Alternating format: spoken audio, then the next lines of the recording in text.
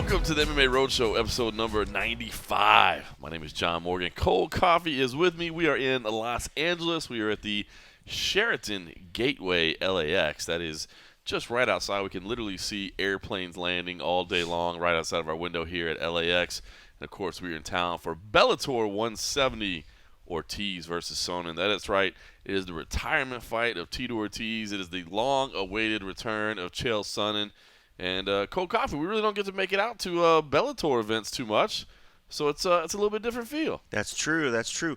Cussing John, for having me on the show. That's thank you in Hungarian. Thanks, Jerome, for teaching me that. Or kusi, I believe is the other shortened version.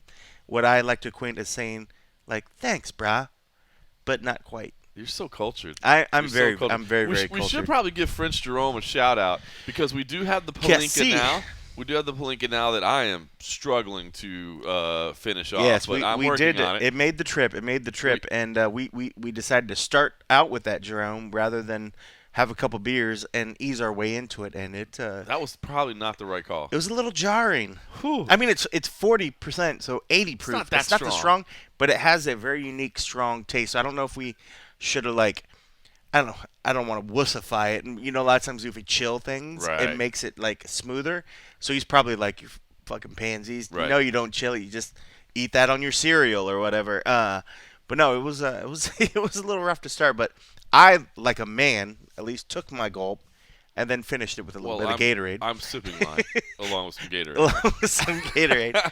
But it would be consumed, and we should say, by the way, I should correct myself. Last week, of course, I said that he brought us some imported stuff from Belgium. Yes. In my state of exhaustion and slight buzz, my geography was totally wrong. It came from Budapest. Yes. So it would be Hungarian. Yes. Not Belgian. Belgium so and Hungary are not the same place. They are definitely. We learned that. We learned that. Yeah. Picking up geography lessons. All right. So listen, should apologize to everybody. We're coming in one day late than what we normally do, but good reason for it. And honestly, I think it's a really good place to start talking about this week. I was expected to come here with you. You flew in early on Wednesday morning. Or on time, as some people would say. Exactly. You flew in bright and early on Wednesday morning to make it here down to Los Angeles to cover Bellator 170. I was scheduled to do the same, and then things started getting crazy in Las Vegas. Late last week, the UFC announced that, hey, the media is invited to go tour our new headquarters to get a status update on how things are looking, to look at the Athlete Health and Performance Center, to check out the big offices, the campus, and you guys are welcome to come. And that's going to be on Wednesday. And I said, well, can't do that. Appreciate it, but I'm already scheduled to go down to L.A. Thank you for the invitation.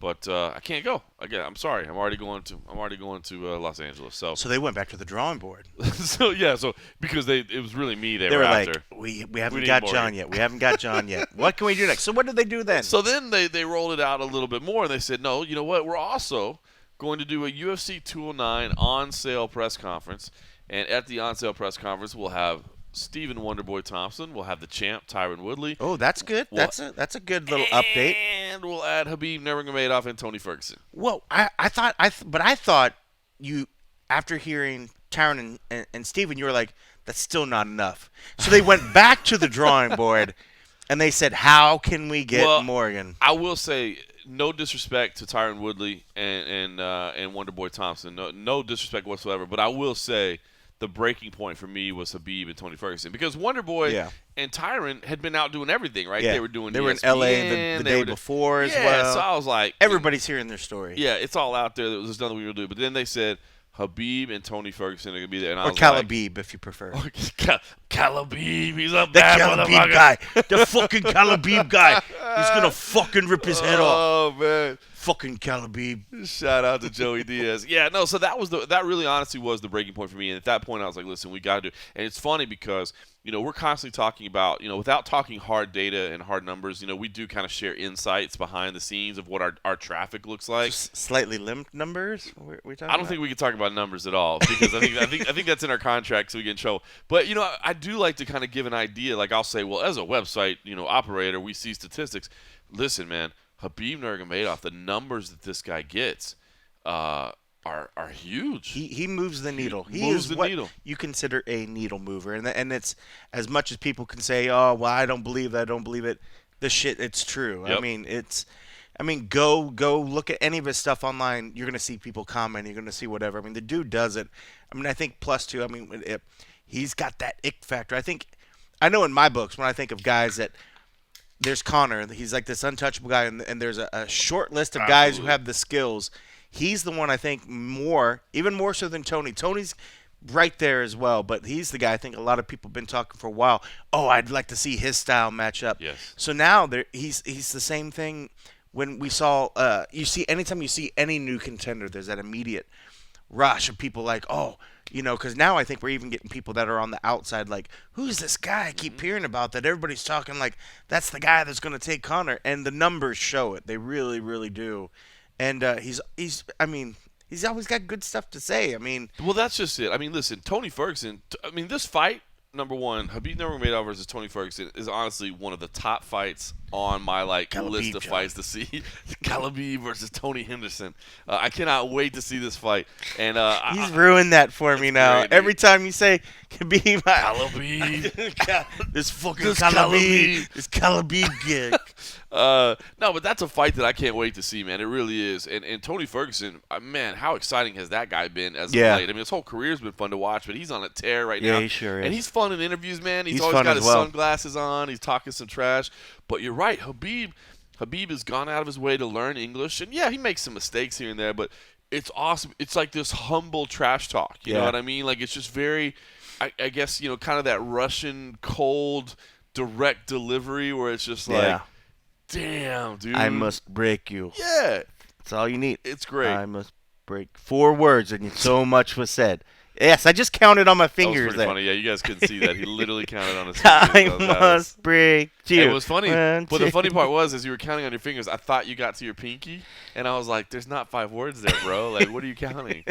What are you counting? It's the emphasis afterwards. It's the I must say break we do you. And that's where the pinky And comes the up. extra one comes in. Ooh. I should say we do have an array of frosty beverages this evening. Well, you so have a that few might extras because that might be. you've been nursing that, got a couple of glasses the as drink well. over there. All right, so listen. So that definitely moved. To me, that swung the pendulum in the direction. Like, listen, this is in Vegas. I have to cover this, and it did it for other people as well. I know Brett Okamoto, it changed his plans. Yep. Adam Hill, I know it changed his plans a little bit. All of us that are based in Las Vegas, it made changes. So we had to scramble, and Steven Morocco, the magnificent one, fortunately he was a team player, and he said, "Hey man, I'll drive down from. I think he's in the Bay Area now, man. He's like outside of San Francisco. Yeah. He's totally hipstering it up out there just outside of San Francisco. He's slumming it. He came down to slum it with us. And he came down to slum it with us here in LA. So he made the drive down to fill in. So that was great.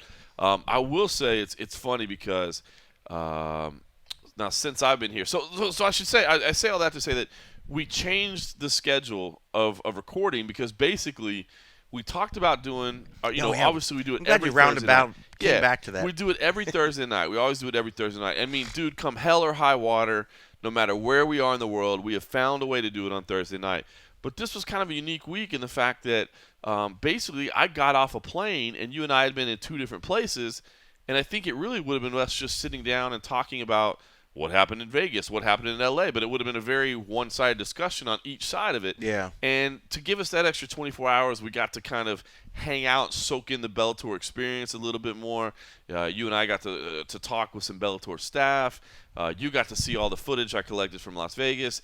And I don't know, I think it just let us be a little bit more informed. So that is my long-winded explanation and apology that we are late because this is the first time we've ever been late. And but I wanted to same be day. for It's still good Friday. reason. It's still Friday though. Dude, it's 10:30. I don't think that we're gonna finish an edit by the time. Well, but still, It's Friday somewhere. it's Well, no, it's really not. It's like February in Australia. So yeah. Well, anyway, I apologize. put another strip on the Barbie. You have it. You have it shortly. All right, let's say That was so. like That was English. terrible. You should have some more Palinka. I need. You need way more Palinka. All right, so I want to say here's interesting fact number 1. The Bellator folks definitely believe the UFC went out of their way to counter program their event. Now, remember, this was a weekend that we were going to have two teams here in the LA area, if you'll remember. There was going to be a UFC event in Anaheim. A main event was never announced because they never got a main event arranged, which is why they canceled the event. But there was going to be a show at the Honda Center in Anaheim the same night as Tito Ortiz versus Chael Sonnen in Inglewood at the Forum, and they were going to be going head-to-head. The UFC eventually said, you know what, we're out, we're backing out, we're not going to do that event, we're going to move that to August. And so the Bellator got the event, unopposed. And this is a big event for them. There's no doubt about it, man. This is two huge names. But I got to tell you, I know that when and it's not that it's, when I had to reach out basically and tell the Bellator folks, hey, listen, my schedule has changed, and here's what's going on. I've got to cover these UFC events. They were pretty pissed, and they feel like the UFC was counter-programming them. Cold Coffee, I don't know, man. I see where they're coming from, and I can definitely understand their point of view.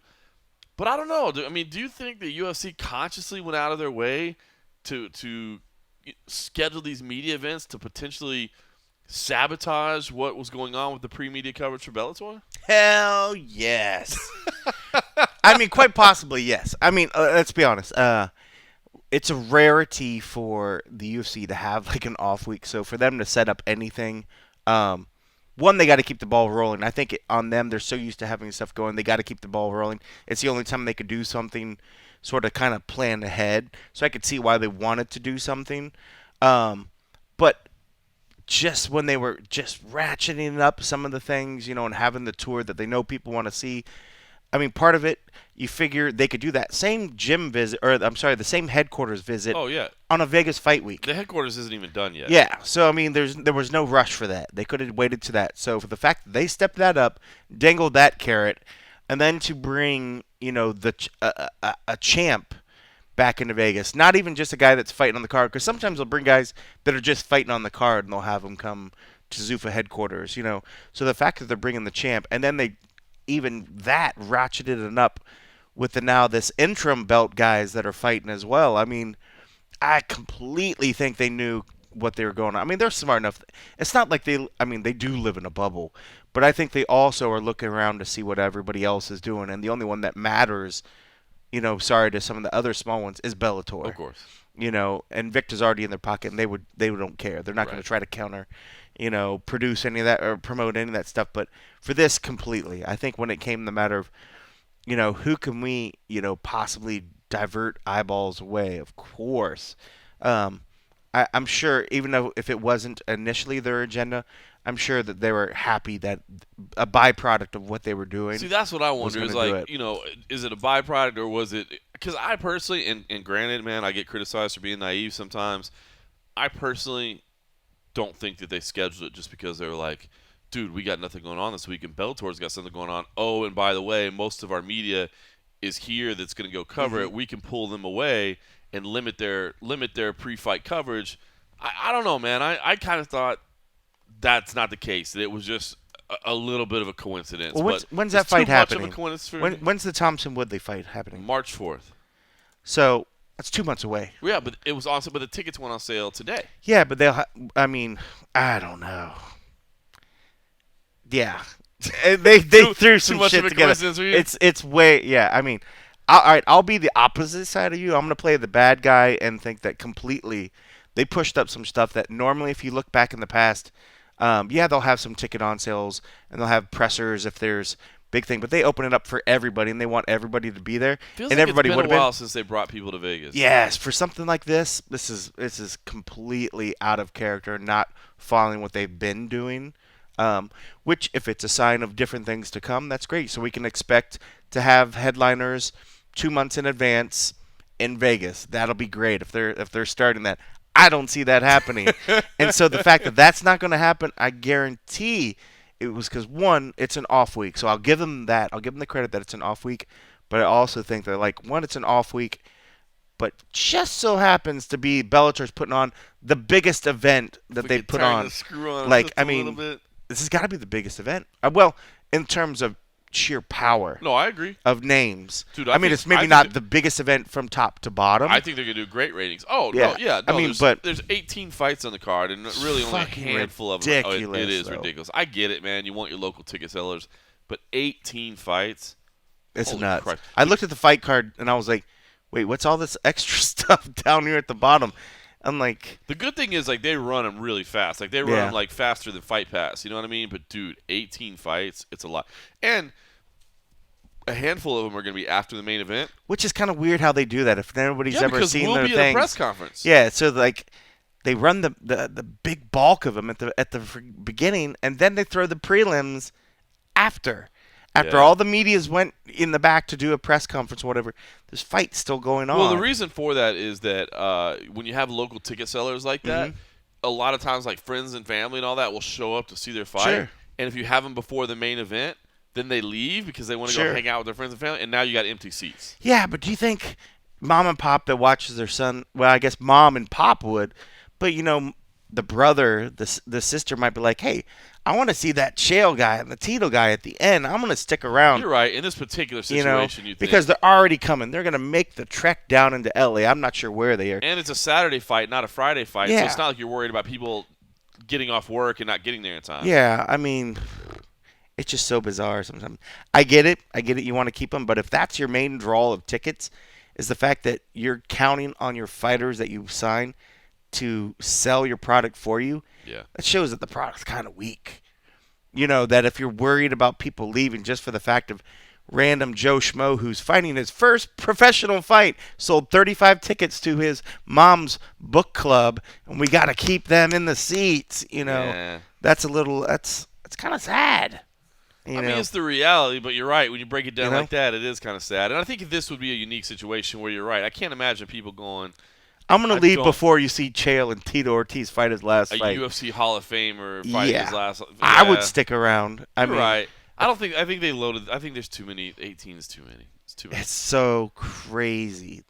That is so many. I mean, It's nuts. I guess we'll get to relive the experience next week. I don't think this card's big enough. I don't think there's a reason for us to go the and a half. This I don't think we need that bonus content this week. yeah. So So we'll talk take about it that. next We'll week. talk about. Yeah. We'll talk about it next week. I was gonna say I don't want to say. see how Well, the 18 I was goes. gonna say I want to talk about it, and we'll see how we feel. We're just gonna say right now, don't plan on it, folks. But maybe if we feel all right, we will. But maybe if we whatever. If it's fun and we're just if there's like adrenaline pumping and we're maybe feeling good. or maybe we can try. We've teased around just doing like a Facebook Live. Maybe this will be one of the ones where if we just want to say fuck it, we feel good and just want to go Facebook Live. So stay tuned to the MMA Junkie. There's a movie I loved as a kid called The Dark Crystal, Yeah. and like they have the Skeksis.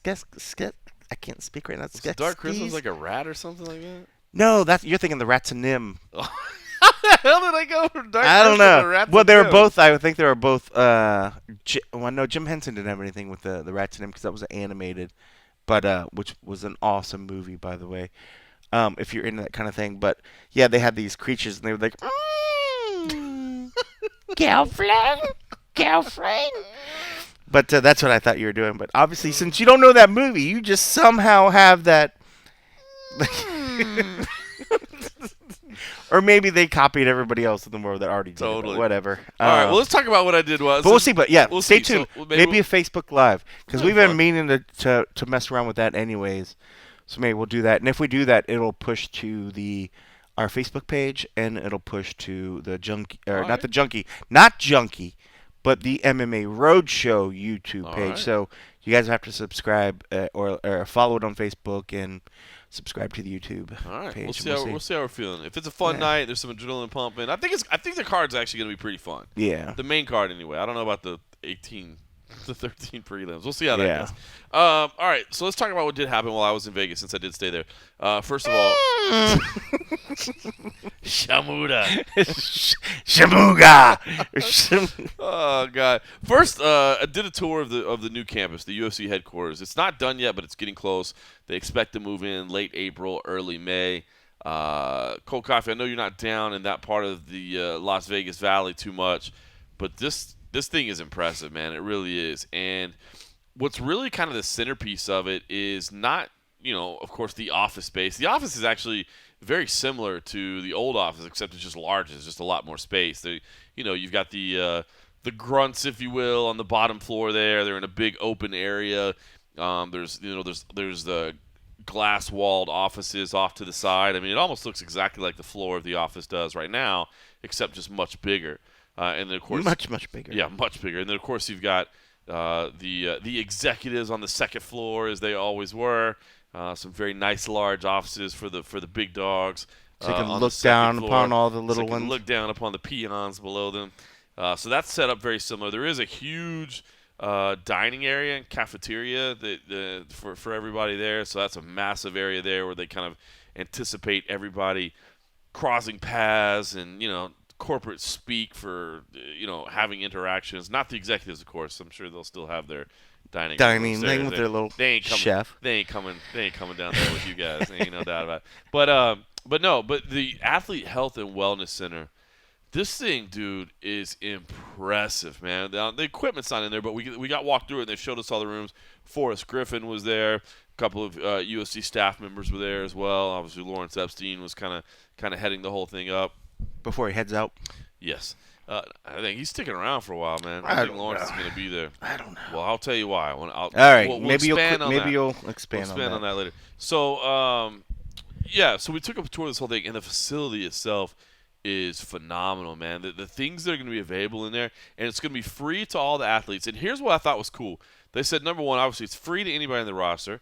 It's free to retired athletes if retired athletes want to come by. And also, not only can the athletes come by, but they can also bring their coaches and their training partners to, kind of learn things and educate themselves and that sort of thing. So it's not just like, well, hey, you're on the roster, so you can come by, but nobody else can. So I thought it was pretty impressive to see. But the amount of technology that is involved in this thing, as far as recovery systems, training systems, education systems. I mean, they are spending a ton of money to get this thing completed, and it sounds like it's going to be a really cool opportunity basis for anybody on the roster to get here. Now, the big question is, how does a low-level fighter from Brazil come in, or a guy from the Ultimate Fighter China or whatever? How do they afford to make it over here to Las Vegas to study? But if they can get there, there's all this stuff, as far as rehabilitation. So if guys are nursing injuries, there's top of the level. Yeah, I mean, they're going to send. Stuff like are they going to pay to send? Say somebody's recovering back home. I mean, they already have their insurance or whatever. Are they going to pay to bring guys out? Well, I think that's kind of to be seen how that's all going to work out. But the training stuff that they have there is cool. There's there's a full-size octagon. There's a boxing ring. There's cameras everywhere so that they can shoot it from multiple angles, and then you can go to a video suite over there, and if you can have a sparring session, and the whole thing is not like some dude on an iPhone recording the sparring session. Everything's recorded in HD, multiple camera angles, so then you can go to the film room, break down what you were doing in sparring, what was right, what was wrong, what you can change. I mean, just instant analysis and that sort of thing. So, I mean, I'll say this. The level that they're committing to this, and they went around the world, man. They went to Manchester City Football Club was one that they referenced multiple times as far as a big kind of influence to them. But they visited other facilities as well. This will be one of the premier sporting training facilities in the world, and it's going to be open to everybody on the roster. Yeah, it's interesting. I wonder, just bringing up the thought about the video thing. So I mean, that could be possible staff jobs, or either people have to get reassigned. But I mean, I know with a lot of NFL teams and sporting teams, and I know in college teams, even work that I did in the past, with using different video products where you could review clips and sports stuff specifically. I mean, you don't want to just have a video editor back there unless they're whatever, this is how you're going to make your money now. Just edit these clips back and just put it in a timeline so we can play. But there's different software packages out there that are kind of that you can do, and you could key in and probably maybe even then send it off or save it in a file that they could go back home, plug it in their own software. So if they haven't thought about that, that is my idea. You can borrow it, UFC, but you know that I said it first. You're listening. You listening. But that's incredible. That's really, really neat. There's a media center there, too, which I found very interesting. And the media center actually overlooks the training center. So and it's only about 10 minutes from my house. So we'll see, man. It might open up some really cool opportunities when guys are in town to they're working out or whatever. I mean, right now, there's a gym, of course, as you know, there's a gym at the old Zuffa offices. So that's far from my house. I don't know if I can ever come and show up now. Right. Oh yeah, that one. 15 the new minutes one, away. like, Yeah, the old one. Like more you like can walk 20 to it. minutes. 20 minutes. The new one. I guess I'll have to handle it by You'll have to handle it myself since yourself. it's 15 minutes away. That's far too far to ask Cold 20 Coffee minutes. to drive You in Las keep Vegas. shrinking the distance. This close. It's not. Bro, it's right off 215. It's like 20 minutes. It's right It's off like 215. 25 You don't even minutes. have to hit a side street. Yeah, you do. No, you don't. It's not right up. You have to pull off the 215 to get onto another Oh road. my god. That's a side street. Oh my god. Y'all caught him in a lie. Y'all caught him in a lie. Pathetic. Shmooga. Wow. Fiasco Jones with his influence. So yeah, listen, I'm just excited to see. I might have a little treat for you here in a second. I've been reaching out through the phone, so we'll see. We'll see. I've been wondering. I thought you were just distracted over there. Oh well, of course I'm distracted. I was like playing words with friends over here. Half-ass doing the podcast. All right. So anyway, I'm oh, my I reached out here. God. I reached out. Oh, he gave me a second option. Hold on. Can you hear that? Let's try it again. Yeah, you can do it. I reached out to the old Fiasco Jones. I said, we need a little something. Oh, he gave me a third option.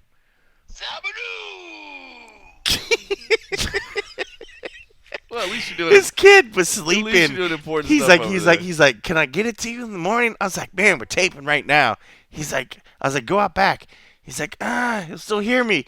And he's like, I'll go out to my car. So right now in Vegas, Albert Fiasco Jones is in his car. Who's Albert? And, I don't remember how it's all right, well, no, I can't play that one. Is in his car doing. That's gonna be I'm gonna put it as a notification sound for somebody when they call. All right, so yeah, see, I was doing important things over here. Important Jesus things. Christ. You're welcome. Oh my god. Thanks for listening.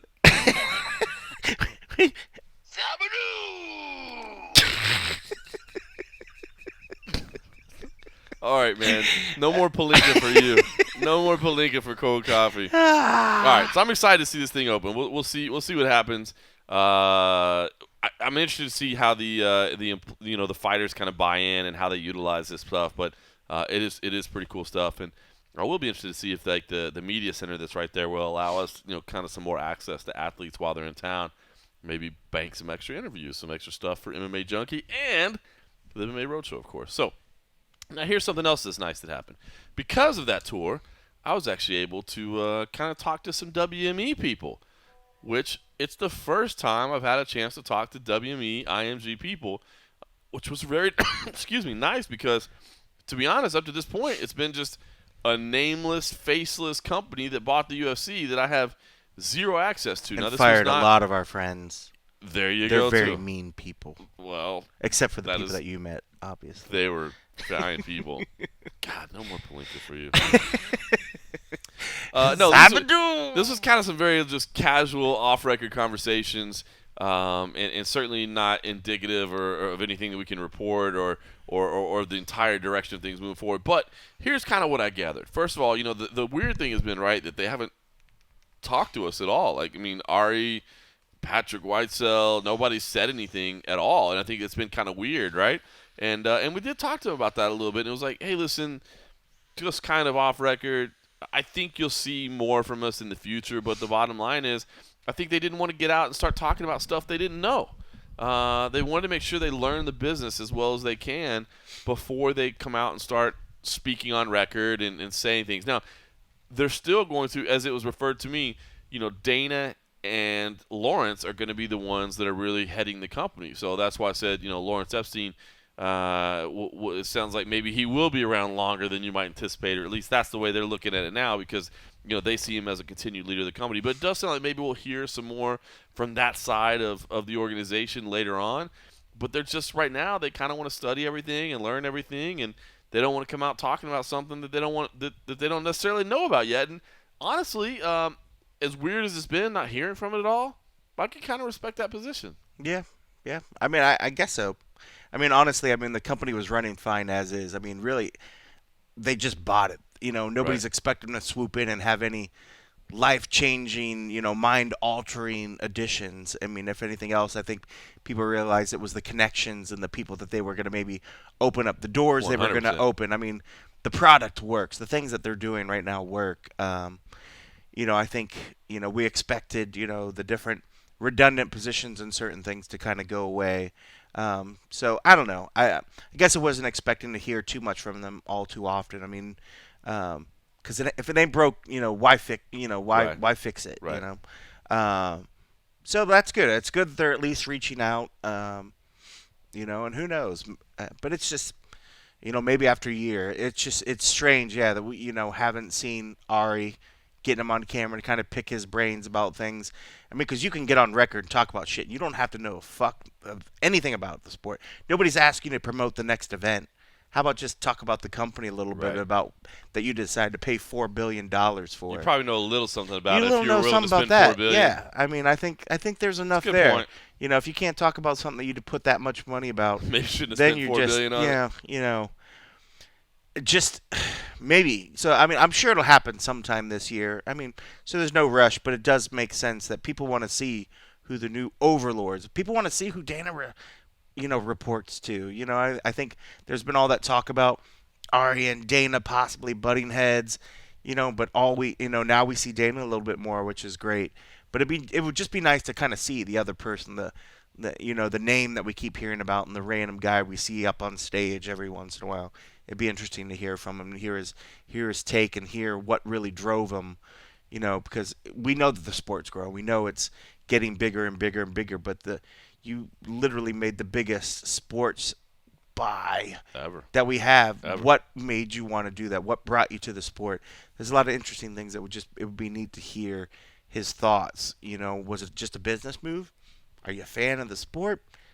Is it just like seeing one of those penny stocks at the time that someday is going to be a big blue chip and everybody's going to go? Is that what they saw in the UFC? They realized that there was so much growth potential. So it'd be interesting to see. So I mean, I'd hope that talk comes sooner rather than later, before it's like 2 years in and we're finally getting to hear from the guys as for why they did what they did. I like journalist cold coffee, by the way. That was a good series of questions there. Yeah, all right. I like that. It's the Palinka Shamuga. It sounds like we might be hearing from them maybe sometime this summer after it's been about a year. It sounds like that's been kind of their pattern with past organizations and things that they've purchased. Is they like to spend about a year kind of really studying and learning the business before they really start to get out there. Now, but that before they completely replace everybody. That being said, it was kind of indicated to me overall, like, listen, man, Dana and Lawrence are going to be the ones running this company. They're going to be the ones that are out front on this thing. They're going to be the ones that are really, Ari's not going to be at every press conference. Patrick's not going to be at every press conference. Yeah, Just with reason. I mean, yeah, we don't need to see him. True. I mean, but it'd be nice to see him at some point. Just hear him like every once in a while. Their company produces like 500 events a year between all Counting the like the organizations. PBR and all that other stuff. Yeah, they own they got stuff in tennis. They got stuff in fashion. They got stuff. Do they kind of give any word about if anybody's going to be sharing that space out there? What's wait? Oh, the headquarters? No, they didn't say that. I did. Well, I tried to ask a little. I kind of tried to smoothly ask about that, but how the sale impacted it. It does look like it's. I mean, we had heard that maybe it might not all be open at the same time. We saw most of the facility. It looks like most of it's going to open at the original time. Kind of like T-Mobile was waiting for the new tenants to come in before they really catered it. Yeah, that's true. So maybe they haven't put wallpaper on the one side because they don't know if they need to put bull riding stuff or maybe a Raiders logo. I wouldn't be shocked to see PBR move out there, because actually PBR is based in Pueblo, Colorado, which is kind of a weird place. Which good friend Melissa Hendricks, it looks like, is going to be working for. Going to be working for them. So she's out in Pueblo now, but it sounds like that would be funny if she worked for them and they moved to Vegas. And then comes back to Vegas. I think all she wanted to do was get out of Vegas. She had a great year of getting around. So I mean, I wouldn't. I bet she wouldn't mind coming back. I think it was just she left the UFC, change. Wanted to get out of Vegas, and that'd be hilarious if she went toured for a year, ran around, and then come back to Vegas. All right. So then the last thing I did in Vegas, of course, is the UFC 209 on sale, and got a chance to speak to Tyron Woodley, got a chance to speak to Stephen Thompson. and got a chance to speak to Tony Ferguson and Khabib Nurmagomedov. And that Khabib dude. I wanted to share this Khabib Nurmagomedov audio because, damn it, he is fun to talk to. The guy's gone out of his way to learn English. I love his subtle trash talk, and I figured, hey, what the hell not? You got to hear a little bit of something of what I did while I was in Vegas. Since I changed my whole damn schedule around, maybe you gotta share a little bit of that.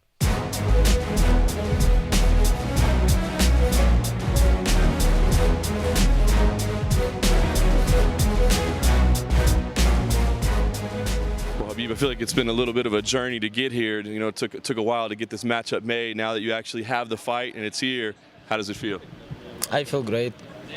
You know, finally I fight for the title, and I'm gonna take this belt. You know, I'm gonna smash this guy, finish him, take this belt, and my dream becomes UFC lightweight champion. And for this year, I have a goal. I wanna become fight of the year. Nice. What was your emotion like along the way? It seemed like this fight might not happen. You know, he was having financial discussions with the UFC and delaying it. What was your emotion like? Were you frustrated as it was unfolding? I'm okay. I'm okay with UFC. I don't know about UFC with me. You know, I'm okay with UFC, but between rounds I talk with Dana, everybody talk about this, but I just talk with him. I say, please give me this because I deserve this. And, you know, I'm okay about this. Now I fight for the title. I'm happy. I have tough opponent. This is what I like. This is what I want. Fight with Tony. And I'm going to finish him after finish Conor. And UFC maybe won't make rematch with Conor, but I said no. Calm down. You have to stay in line and fight with another opponent, defense title. Fight with another real contender. You know, not like Conor. And we'll see. This is very interesting situation. Finish Tony Ferguson, finish Conor McGregor. After end of the year, maybe UFC try make rematch, but I say bye-bye, guys. He no deserve this. So if you think and fight with another real contender. So if you think Conor's not a real contender, then you think he's not a deserving champion either? He fight with Nate Diaz. Nate Diaz, number 10 or number 15. All lightweight top level fighters beat him. You know, he lose him one time, top. Second time fight very close, and after he beat Eddie Alvarez, we have 3-3 or 3-2 record in UFC. He never fight with top level lightweight guys. This is my opinion. He don't fight with Tony, with me, with Barboza, with Michael Chiesa, like this, like top high level fighters. But it's okay, now he's champion, and what he gonna do? Next fight he have to fight with me or with Tony. What he gonna do? I think a lot of people think he might try to go to welterweight or find another way to create a super fight. Obviously, he's talking about boxing. I mean, do you think that he'll try to find a way to avoid fighting you? Because I think a lot of people feel that you might be the worst matchup in the division for him. I don't know about his history with boxing, about his welterweight, but I don't think about him. I think about real belt. You know, I don't give a shit about him. Everybody want to fight with him, make money, but this is not my goal. I come UFC for fight with top high-level fighters, take belt, becomes UFC lightweight undisputed and undefeated champion, and this is my goal. But a lot of people won't fight with him because about money, but it's okay. I can give him money if he need money. It's okay. Well, first off, so you had to fight Tony Ferguson. You said he's a top contender. Break him down. What do you see? I mean, do you respect him as a fighter? I don't have nothing with him. Maybe he have something with him, but I don't know. But I feel relaxed. I feel comfortable, you know. But when cage close, I'm gonna smash him. I'm gonna make him flat, make him tired, and I want he feel my power, he feel my pressure, and finish him. This is what I want. broke his face. Because this is what I do all my life. I fighting in UFC, I fight before UFC in Russia, all the time fight with top fighters, and when cage close, nothing personality. Just I wanna just finish, guys.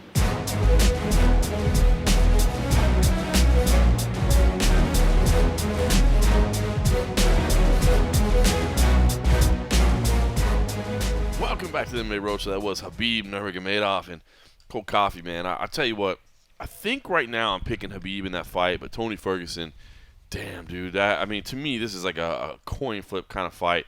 But I love Khabib Nurmagomedov's trash talk, man. The fact that he's like, listen, I'm going to go in there, I'm going to smash Tony Ferguson, then I'm going to smash Conor McGregor, then they're going to ask for a rematch with Conor McGregor, and I'm going to say, hell no, I want somebody different. I love the trash talk. And the thing is, too, though, literally I think he backs it up with everything he does. They offered him the fight with Jose Aldo. They offered him other fights as well. And was talking to Khabib and was talking to his manager, Ali Abdelaziz. And their whole position was, listen, we don't want to beat anybody else on the roster because no matter who it is, and he even said, what if I go beat Daniel Cormier? He's like, if I go beat Daniel Cormier, people are still going to say, but you didn't beat Tony Ferguson. That's the number one contender. You got to beat Tony Ferguson if you want to fight Conor McGregor. And I think it's a ballsy move because, obviously Tony's a dangerous opponent. Yeah. But I think it's the right move. He's right. If you beat anybody else, literally anybody else, you could go up and beat Stipe Miocic. You're still going to have people that say you didn't beat the number one contender at lightweight. You could, and that honestly would give Conor McGregor an out. Yeah. You know what I mean? That gives him an out. Because I do think, not to say that Conor McGregor is afraid. Conor McGregor's not afraid of anybody. Conor McGregor's not scared of fighting anybody. But if you had to pick one really bad matchup for Conor McGregor, I think it'd be Khabib Nurmagomedov with his style, dude, his strong-ass wrestling. And so I think it would be wise on Conor McGregor's part if there's any way to maneuver around Khabib, to maneuver around him. And I think Khabib intercepted that and said, oh, no. We're heading you off at the pass. We're going to fight Tony Ferguson. I'm going to beat Tony Ferguson. At that point, you got nowhere else to go. It's true. And I agree. I think Tony's a spectacular fighter, but he has his hands full with Khabib. Khabib he's so smothering, and he's got strong hands too. If Tony can keep the distance, he's very, very electric, and maybe he can land some of those shots that kind of comes out of nowhere, and maybe it'll stun Khabib. But I haven't seen Khabib get stunned before, and he's like a little fucking Russian bear, man. And then he gets his paws on you, you're done for. And I think you're right. And a lot of people think this is not unique for us to say his style is definitely the thing that we think is Conor's weakest part, which Conor's done quite a bit to improve his wrestling defense. Hell yeah. It's ridiculous. It shows a lot. The dude's put in a ton of work. The way his brain works, I think he just breaks down things so efficiently and that he just sees. So when he goes back to actually improve upon it, he makes leaps and bounds because I think he sees those small minutia in it that he picks up so quickly. So he's able to just absorb so much stuff, and I think that's why his wrestling defense has gotten so good. And eventually it's going to get to the point where we're going to be like, all right, he has no problem. Yep. They're not going to be like, oh, he's not ready for a Chad Mendez. He's not ready for this. There's going to be a day when that's gone. But what Khabib brings, is world record shit. Same sort of thing when, people were saying that about Henry Cejudo, the DJ. People were like, could he handle it? Could he handle it? But then you saw a guy that was prepared for it, had good wrestling. So we might still see that sort of thing. Yeah, and I don't think it's disrespectful to be like, can he handle that? You're just wanting to ask questions that you haven't seen a guy address yet. Right. You know what I mean? I don't think that's disrespectful to be like, this guy might be a bad matchup for him. You know what I mean? Because we haven't seen him handle that kind of wrestling. Right. In the same way that we, John Jones has had, can he handle a wrestler? Can he handle a power guy? Can he handle that? You know what I mean? That's all you're doing, and I'd love to see the fight. And I'm not writing off Tony Ferguson, man. Tony Ferguson is dangerous. He surprises you every time that you think you're like, all right, this is the one that Tony's going to do something. He's going to slip up. He just guts through it and wins and dominates. I mean, you can never count him out. So the first time everybody goes on record is going to say Khabib wins, Tony's going to pull out the win and just shock us all. But I think out of the two of them, who I think would have a style or something that can counter the sort of just that, I don't want to call it awkward, just Conor has a way to just find shots from whatever direction he's heading, whether it's going to be his hands, the uppercuts, whether it's the kicks. I think Tony and him could get stuck in some little chess match. Yeah. You know, where trying to play and eventually Could be fun to watch. Which could be a lot of fun, but Conor just has a way of kind of winning that chess match. The thing with Khabib and his sambo and all that other stuff and he's just going to be powerful and he's just going to be so powerful. He's going to get in there. He can weather Conor's initial strikes to grab a hold, and once he gets him up against the ring and he's going to start raining some things, then it's going to be tough for Conor, because once he kind of gets those meat hooks around him, it's tough for people to get separation. Yep. It's the separation. If he can maintain that separation and throw his strikes, he already knows that Khabib's going to come in there and try to grab him. So if he can gauge his timing, which we've seen he has impeccable timing to deliver a good move when he's coming in, to kind of maybe stun him a little bit and then kind of work some other things, then I think Conor's got a great chance of negating his style and then doing what he does. But, you know, Khabib's he's got durability, and he's just got a way he'll eat a couple shots just to get his hands on. Yeah. And if he does that, eventually he's going to be very wearing and very tiring on Conor. So I'm excited for I that. just think it's a better matchup for that. It's crazy because I'll tell you what, man. I mean, Tyron and Wonderboy was such an amazing fight. You know, fight of the night that night at UFC 205, and that's the main event. But I think I'm more excited for the co-main event, which is crazy. So well, plus we already saw it, and it was so True. good. Yeah, you're right. It wasn't. Right. I didn't feel at the end of it that I was just like, oh my god, it was such a bloodbath. I just want to see it. Right. And I didn't feel that it was so much a Robbie. It was just weird. Yeah. I just had like a weird feeling of it, but I was like, eh. But yeah, I think it's a great fight. I'm very, very excited. But I mean, this is the other one. I mean, it's gonna finally pick. You know, we've been seeing Conor make switches to different divisions, different things. So it's not like you can't take anything for granted. So it's like, I like the idea of by this fight happening, you already know, all right, the next one's, it's done. So then we know. Unless so it's there's Floyd Mayweather. Oh, gosh.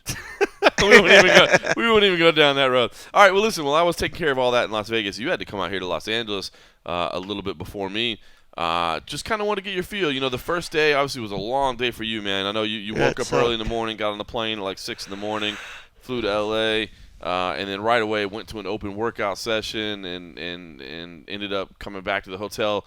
We had some interviews set up that you and I were going to do that ended up being you and Steven Morocco handling that. And of course the thinking is that when we shoot that much footage, I can actually jump in there and help edit the footage with you and help things out a little bit. Steven he wants to, he just hasn't had a chance to start learning the video editing yet. I know he really wants to, and I'm sure he will at some point, but obviously hasn't gotten there just yet, so they kind of put everything back on you. So I know it was a long day, but I just kind of want to get your feel because, I mean, you said it, man. This might be Bellator's biggest event. You know, I mean, in terms of star power, in terms of mainstream coverage, in terms of how much attention they're getting. I mean, you know, Kimbo and Dada was huge, which is crazy because you think about the quality of the fight itself was not good, but it definitely might be their biggest fight yet. But you know, I've seen a little bit of it since I got here. I mean, there's definitely a difference. I mean, and I don't mean this is any deference to the Bellator people. There's definitely a difference in terms of how operations run and just how the whole process happens, basically. Yeah, and I mean, it's even since the short time that I've really been with you guys, kind of following more and more of the stuff. I've seen things grow and change. And it's come a long way since then too. I mean, I think they're really, I mean, hands down when it comes to like the PR teams, the ops teams, the way that UFC handles stuff, the events, they run really smooth. I mean, they've been polished because they've done it so many times. So you see that they've kind of modeled themselves after some of the stuff that the UFC does, and you see that they're getting there in terms of the media putting its effort to give them the same level as the UFC. Is still a long way off. Right. This one did happen to get Fighting came out here, Sherdog came out there, but they're based out of here. Right. If it was somewhere else, I don't think we would have got the same you're coverage. right. The MMA Fighting Crew, everybody's local. Yeah. Sherdog, they're right down the local, road. So I mean, if we were in, Columbus, Ohio, which I love to death, would these guys go all the way over there for it? Probably not. right. So good on them for making this fight and put it in a good area, which is close for them and their new headquarters, which we got to see a little bit of that building, but that building itself is still under construction as well. It was Right. really, really strange. It's supposed to be pretty impressive, though. I didn't get to see it. I right? mean, it is, but we didn't get a tour. I mean, it's Yeah. a nice. We were in a nice, kind Courtyard of kind of- modern sort of building or whatever. Yeah, the courtyard thing was like heading down towards the thing. It was like these steps, and it was interesting. I mean, it's not going to be like anything like when I think courtyard or that sort of thing. I'm thinking like some of like what the UFC's building now. They have like a little outdoor amphitheater, and this was not that. This was like steps going up to a building, and they happened to have a little flat area where they had like some tables set off to the side, so people could kind of hang out there in between work or whatever. But it was neat. I mean, they had all kinds of audio issues that were going on. No fault to them. That was the people that they hire. Stuff happens, But the turnout was not the biggest from the media. I think that's the sort of thing that, as there's more push and more eyeballs, they'll realize and they'll get more feedback, so certain things will change. I know you do a good part. I try to pitch in when I can to say this is what I see elsewhere that works, and this is what I see elsewhere, from this organization, and that sort of thing. But Well, I was going to say, and they've been very responsive to our requests, which is nice to see. Incredibly Because responsive. I think what we try to do is like, they we show up and it's like, hey, listen, we're not, I mean, obviously it's your organization. And I think, number one, I mean, obviously it's easy to hate on the UFC, right? I mean, some of the things they've done lately haven't been great, right? And then it's always easy to hate, like, the Yankees or the Cowboys or whatever, right? It's easy to hate on the UFC. But at the end of the day, you have to admit, the way they pull off events, man, their execution on stuff is pretty damn good. It's pretty damn top notch, and I think we think we get a little bit spoiled. So I think what we've been trying to do while we're when here it comes to that sort of stuff, we yeah. really, really are. Because go work a boxing event or something where you have multiple promoters put on an event. It is an absolute shit show, chaos, mayhem. I mean, you got media running anywhere and nobody's checking because no one particular PR because you got two different PR groups trying to hand out. Nobody wants to step up, and it's just so disorganized that I literally, one of the last boxing events, I was like, why couldn't this be a UFC event just where everything would make sense and we could just whatever, but like you said, it's changing, and like these guys have been real responsive, but it's been fun. Like the events, they're bringing out a decent amount of fighters. The workouts, to have the main guys there, and to have the little Q&A, even outside of the fact that they had some audio issues. It was neat. It was unique. The weather, unfortunately, it was like LA, so at one point it was really sunny. Another part, it was really sort of gray, and the lights changing all around you, which for video guys drives you absolutely crazy. But the fans came, and that's one thing I've seen. Even last night, and you can attest to this, they had their little fan autograph session, meet and greets. Fan Fest, they call it. What a good turnout that came out, and that was probably one of the better turnouts. I've been by some UFC Fan Fests, and they were terrible turnout. Listen, I'm going to say this. I think right now Bellator is doing a better job of fan events Of involving their fans than the UFC is. Yeah. The UFC used to It have was the a great turnout used to have last the night. Fight Club, and the Fight Club was a big They deal. dropped the ball kind of. They let that go. Yeah, they just let dropped that the go ball for on whatever that. reason. I don't even know if it still exists, to be honest with you, but I know we used to see stuff about it. I know they I'm not still sure say it's something about it at the weigh-ins. I'm like, is that just an online that's email right. They thing? say the video thing. They still say it, but it's like, dude, Bellator, man. You got Hoist Gracie, Kazushi Sakuraba, Mercedes. Vanderlei Silva, Matt John Mitrione was McCarthy, there. Matt Mitrione. I mean, that's cool, and they had it organized well. Like they were there for hours. they had it, man. They had them in like a little separate room at Dave and Buster's, It who's was like, one of their 3 title hours? sponsors. They 2 or had 3 everybody. hours? They had everybody divided in groups, so they would you would hear like, okay, if you're in Group 1, come now. So that way it wasn't Go to the staging area. It wasn't and then just wait. this mad line. Like, Yep. it would say, okay, now this section come, now this section come. Dude, I got to say, I think Bellator is doing a better job of taking care of the fans in that regard. I agree. I think the UFC kind of dropped the ball. And I don't know if it came down to when they were like trying to cut costs and trying to pare things down. I think when you're focused so much on numbers, because I think they knew the sale was coming, and then even after the sale, they were worried about dollars and whatever, and they didn't want to put people back in that particular role, or maybe they thought at some point it wasn't bringing money, back in, and it was costing too much or whatever. But you can't forget what helped bring you there. And Bellator, I guess, maybe they're still really realizing that that's the meat and potatoes, is keeping those guys happy. And you're right. I think they're doing a better job, because those events, the last ones I've seen for the UFC, haven't done what I saw last night. I mean, granted, some of the areas that they go to, the UFC sets up I'm not saying the UFC does a bad job. No, not at all. They set up some really unique things, and they have the merchandise, and that seems, sometimes I'll see a lot of guys go to merchandise. They're catering people towards the merchandise sales. Where the thing last night was just, we're bringing multiple guys, not just two people, and they're bringing, like, I mean, Vanderlei. When was the last time we saw Vanderlei? And like, here's the guy everybody's waiting to see.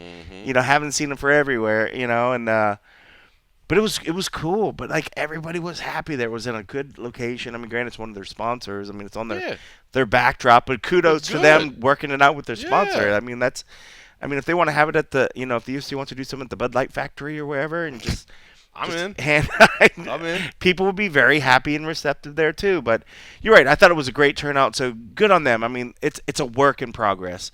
I think as much as if the media keeps doing their thing, and I know we haven't been as good as we probably can, but let's be real. I mean, numbers on videos, that stuff, that those pay the bills. We can't just go shoot everything everywhere, and unfortunately for UFC, and with that is that UFC usually has us somewhere.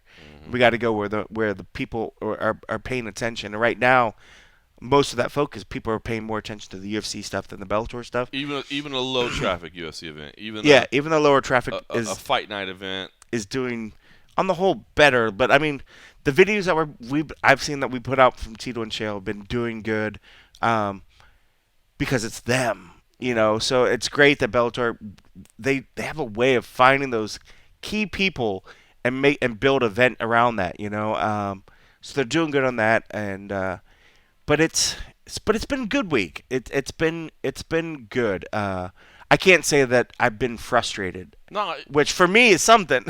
Like I haven't like, you haven't heard me bitch once to say anything like so I haven't been like media day was a shit show, blah blah. I haven't said, because dude, I can't say that there was cold anything. Coffee, not the bitch is a big thing. I gotta tell you, man. I haven't. There hasn't great been of a anything. guy with cold coffee is. I think half my job on staff is to basically just manage his anger and frustration to keep him productive. Yeah, and I've been good. And he's been good. That's good. No, you know what's funny is I do feel like Bellator's on the verge of like kind of turning this corner. I mean, listen, the UFC is the industry leader. They're the biggest in the marketplace, and I think they're going to be that for a long time. But I feel like Bellator is really gaining some traction right now. And I think what they've done is totally figured it out. This Tito Ortiz versus Chael Sonnen fight, at the end of the day, means absolutely nothing in the light heavyweight division. It means absolutely nothing, right? But yet, I wanted to be here. I feel like we need to be here. I know our fans want it. I know people care about it, man. This is Tito Ortiz's retirement fight. Yeah. This is Tito Ortiz's last fight. Hate Tito Ortiz if you want, man. I know a lot of people do talk trash about him, and he's not always the greatest on a microphone and that sort of thing, and he's had his health issues and all these other things. But you can't rewrite history. Right. Tito Ortiz is a huge part of building the UFC. Yep. A huge part. And Chael Sonnen, of course, man, dude, that guy, kind of became this character or what have you, and went from relative obscurity to, superstar status. And even now, man, his podcast is massive. He does analyst work. And now it comes down to what he's going to do in the cage. I think win or lose, no matter what happens, Chael Sonnen is going to fight Vanderlei Silva later this year. And I think, obviously, win or lose, I think people want to see it. You know what I mean? And I think this is that classic Scott Coker fight, the classic, embracing the Japanese style of matchmaking, which is, listen, man, we're not always going to have number one versus number two, and that's okay. Yeah. We just need to give people a reason to tune in. Yep. And I think that Bellator is embracing that wholeheartedly, man. I really do. We can always go back to last year and talk about Kimbo and Dada and how bad that was. But man, there was a shitload of media there. Yep. Their ratings were incredible. And after the fact, everybody was like, "Oh, this fight should have never been sanctioned," and blah blah blah blah. But yet I saw all those media that were saying that sitting there at press row. Like, if you thought the fight shouldn't have been sanctioned, Right. you shouldn't have showed up. And people you wanted to should have see protested. it. I mean, Of course. the fans wanted. Of People were behind course. it. I mean, I remember when I first saw Kimbo fight.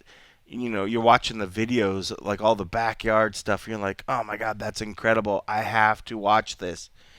Bellator is really keyed in the fact that they're finding those people. I mean, they're putting the events on those people's backs and say, here, run with it. And I like the idea that they give the local guys a chance to do their thing. They've kind of, do that thing and which is neat. And it's just a switch for me. I kind of learning the Bellator model. Maybe a few less local guys. Maybe next a time. few less. Don't have to bring every local MMA fighter into the fold, but cool nonetheless. But cool nonetheless because they can bring their mom's book club and sell 35 tickets and good on you. But you're right. But the Kimbo one, I mean, like they're catering to what the fans. I mean, they're picking things that can create a buzz, and if that's what it needs to do to kind of create a niche sort of market or just grab a foothold and build, and they keep doing the thing. And if they keep pleasing the fans of the fan events, if they keep putting some of these things on and do maybe in retrospect a little bit of the less Dada Kimbo where we're about to watch somebody die out there, Right. there was the backlash. I think if we didn't see that, it would have just we probably would have been like, oh, well, that turned out to be a stinker of a fight. Right. It was just at the very end when they pushed themselves so far, which, if you think about it, was so commendable because they really could have. They could have quit. Dude, everybody. They could have quit Come a on. long Who bit. among us didn't think that Yeah. fight was going to end in the first round? Yeah, I certainly Of thought course, it was. everybody. Two heavyweights going out there just throwing wild punches with no technique and no chin. Right. You think somebody's going down. I mean, Right. listen, I'm not trying to defend it. It was a horrible fight.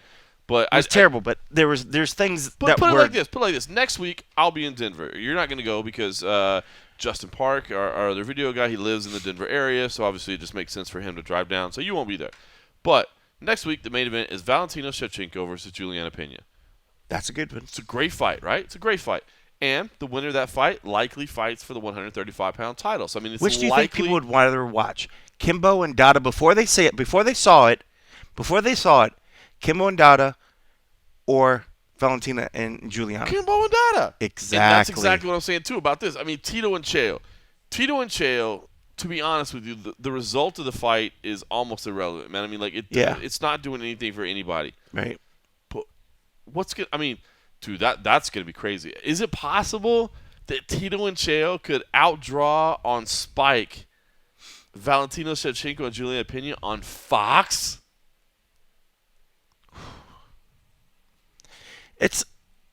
Is it Fox proper? Yes. That's It's tough. Fox proper. That's tough though, because that just the reach. I know. The reach is there. The commercials are there. Reach. I mean, the fact that that's on like, and it's got a little digital converter box can see it. Yeah.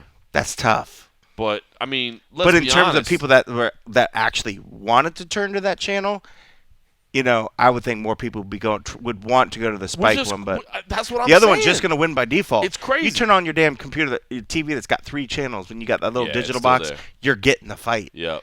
I mean, it's an unfair advantage in that sense, but I mean, granted, that's still a great fight. I mean, a fight between, two girls that just want to bang. I want to say that like more giggity, but I was like, that's just weird or whatever. That is weird. Giggity. You're only saying it 'cause they just you don't want to have- scissor. You don't have to go interview him next week. So I you're don't. good. I can say You can whatever I want. We But talk- I wouldn't because I think they're studs, man. They're so that's gonna be a good fight. Dude, but let's just keep it real though. I mean, get like, Cowboy Masvidal and Francis Ngannou versus Andre. see, and that's where you're starting to think like when you're putting cards against Jason cards. Knight's going in there against. It's apples and hey man, oranges Bruce Leroy, and apples shoot on me, and motherfucker. Shoot on me, Bruce Leroy. motherfucker. That's apples and something not good like a sour pickle because We're talking about the depth of cards. I don't know. I was trying to find something completely non-good. All right. I mean, just in the you're strength right, of you're card right, like this. you're I mean, this card's got some good ones. I'm interested to see that Paul Daly fight. Oh yeah. But then Paul Daly and Brendan my Ward would be interest fun. starts to wane really, really Hala quickly. Gracie and Hisaki Kato could be fun. Eh. Striker versus grappler. That's That's old all school. right. That's another one. That's all old right. school. But But after that, it tails off a little bit. I mean, Yeah. I like Karakhan and Emmanuel Sanchez, but you know me, dude. I'm hardcore. you're hardcore.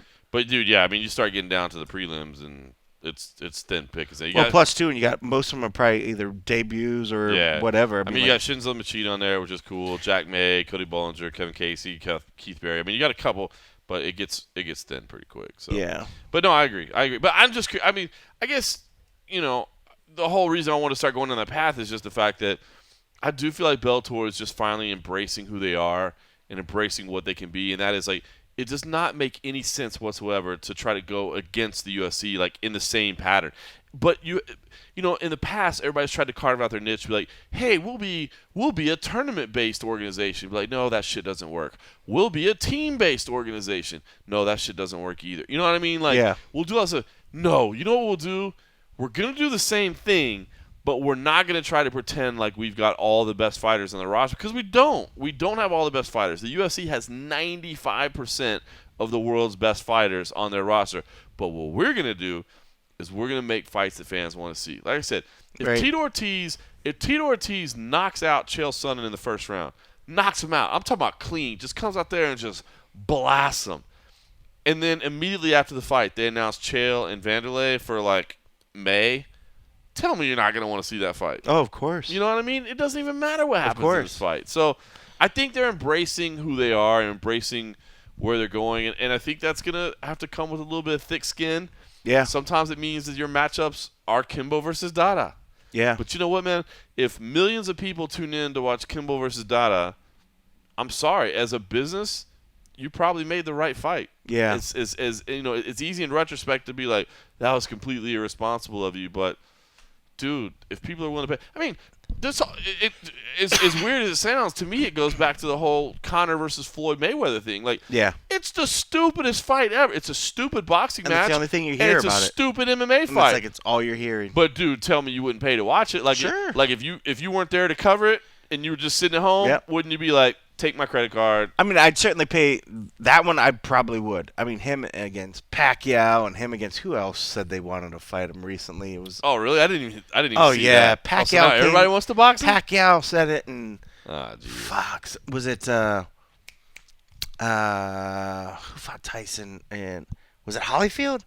Holyfield said he wanted to fight I him? want to say it was maybe Holyfield. No way. I swear, I saw it on like somewhere or something. I want to say it could be Holyfield. I could be wrong. But definitely Pacquiao was one of the other names I heard. People said that, like, willing to throw their hat in their hat in the ring or whatever. But I don't know. But you're right. I think they found what works for them. And what I do like is now even internally. I mean, let's be real. I mean, as much as we might rag and say some things or whatever, the staff has been great in stepping up, helping us to get what we want to do. And I love the fact that when I go to it, they're treating it. And it feels like it's getting more and more similar to a UFC event. And when I say that, it's not a slight on Bellator, but because I hold what the UFC does and the way that they run their events at such a high level. They're dialing in the operation. That it's so good. Like, I wish boxing followed this. I mean, they've went and studied how the NFL, what bits of that worked. They borrowed a little bit of that. They watched what some of the bits that the NBA did. They borrowed a little bit of that, and they dialed in a product that works. So that when you're there coming in as a media, you can get with the talent that you need to. You can get what you need to do. There's internet for you to do what you need to do. There's power. There's a place to work so we can report your story. They make it so that it's not hard to do your job to cover their sport and build their sport up. And Bellator now has kind of embraced that mantra as well, to say, can I give you what you need to do so you can best help me out as well? So when we've been covering these events, it feels more like a UFC event. And when I say that, I mean that, like, kudos. You're making it like what the premier organization is. So whether, even if you do embrace and say we're not going to try to go toe to toe from fighter fight number 1 to fight 12, or in this case, fight 18. Well, you got that beat because they're never going to do that, rather than do that, but just make sure that your production can be as best as it can be, and they've taken those steps. And this fight week, like I said, I haven't bitched once, except for that drive. That's just L.A. traffic. Oh, L.A. traffic. Wow, shit is nuts. It's funny that when you were talking about all the stuff that you need, over the years we've talked about in various times, like a Mixed Martial Arts Journalists Association, and some people have talked about like, what the purpose of it would be, what it would provide, what it would be able to do. But, I've been involved in those talks over the years, and it's funny because, I remember having a meeting here in Los Angeles. We had a lot of people at Josh Gross's apartment and got a lot of work done, and, it never really necessarily materialized. And this was years ago. God, I wish I could remember what fight it was around, to be honest with you. Maybe the first Fox show? I'm not sure. I just know it was before my son was born, and we started making a lot of progress on it. And then my son was born, and my schedule changed, and my free time went to shit, and we never really got to progress on it. But if we ever did get a Mixed Martial Arts Journalists Association, that is one thing that I always thought that the Journalists Association could help us with, is we could have like a unified voice in dealing with organizations. and obviously we couldn't require them, but we could have like suggested mandates for, what helps us do our job. If you could potentially provide us with, power outlets here and internet access here and access to the athletes here, and you know what I mean? Like, I don't know. I thought that was always like a side, not that would be the number one priority of the Journalists Association, but I always thought that would be something that would be kind of cool. Like we could have a document of recommendations that we gave to organizations to be like, hey, if you could help us, this would help us do our job. Well, even within the UFC, that kind of grew as well. I mean, I could tell you timeless times going to post-fight press conferences and stuff. I'm like, hey, we need to have a malt box. We need to have a feed from the mixer. We need to have power back here. We need to whatever. And so even then, they took feedback from people internally or whatever, people that knew, and then created what it is. So now that we take it for granted because it's there, they just listened. And I think the same things probably eventually all will happen from the organizations themselves. Mm-hmm. But if they don't have staff that's around doing that sort of thing, we're the closest ones that they have for some sort of a staff to can tell them. But and what's been great about even with Bellator this week is they've listened. Like even today, we thought we were going to be the official weigh-ins were going to be in a different room, but the ceremonials were in a separate room, and they were literally buttoning up, like right up, no hour break. 9 to 11. 11 was the start time. Yeah. Like the last guy weighed in 5 minutes 10:56 before. or so. Yeah. 5 minutes before, and it's like, if we had to like run to the other room and start it while the announcers coming out there, I'm like, it would have just been all bad. It would have been all bad. So we basically begged them, can we please do the official weigh-in in the same place as the ceremonial weigh-in? And they were like, no. And we were like, please. And they were like, I won't say who, but there was an unsaid media person who's kind of been going back and forth with me on all the other stuff that we set up. He's like, no, it was always supposed to be in this room. I was like, no, that's not true. He's like, well, if you ask so-and-so, yes, he said it was going to be in this room. I'm like, bro, we literally, this guy and that guy said, no, it's in the other room. I was like, we had to ask. And they were like, I think they're thinking that I'm like, bro, we helped push handled this shit, yo. But I don't know. All right, we won't take credit. All right, listen. My frosty beverage is getting empty, so I need to refill that. So while we do that, I want to circle back on Bellator 170 in just a minute. But while we refill this frosty beverage, I had a chance to speak to another Bellator fighter. Bellator picks up their schedule very quick. They go to Kansas next week, and Melvin Guillard will be in the main event. And I had a chance to spend a few minutes talking to him on the phone. And so while we get these frosty beverages set back up, listen to my time with Mr. Melvin, the young assassin.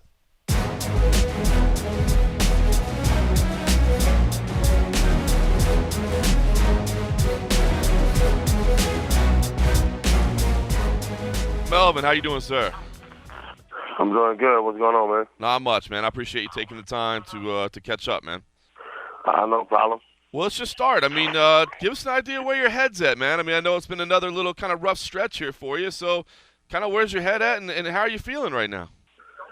I'm good, man, to be honest. I was good from the beginning, you know what I'm saying? It's just, I wouldn't even say a setback, you know what I'm saying? It was just another little glitch in the road that, I had to roll over. It's all good, though, man. I'm just, as always, I'm ready to fight, man. You know what I'm saying? Like, you know, I'm 33 now, and you know, I'm getting at that age where, you know, I'm gonna be talking about retiring somewhere down the line. So I'm trying to enjoy the last couple of years of my fight career, man, and you know, I want to end it on top. You know what I'm saying? So right now, I'm getting that last little final push. Man, it's crazy. You've been doing this so long, so you do finally realize that there will be an end of the road at some point. Well, I mean, I've always known that. You know what I'm saying? I mean, before I never really wanted to talk about it. You know what I'm saying? But I mean, you know, I think I got me another 8, maybe 9, 10 years left. You know what I'm saying? Before I actually retire. But you know, these years are flying by so fast.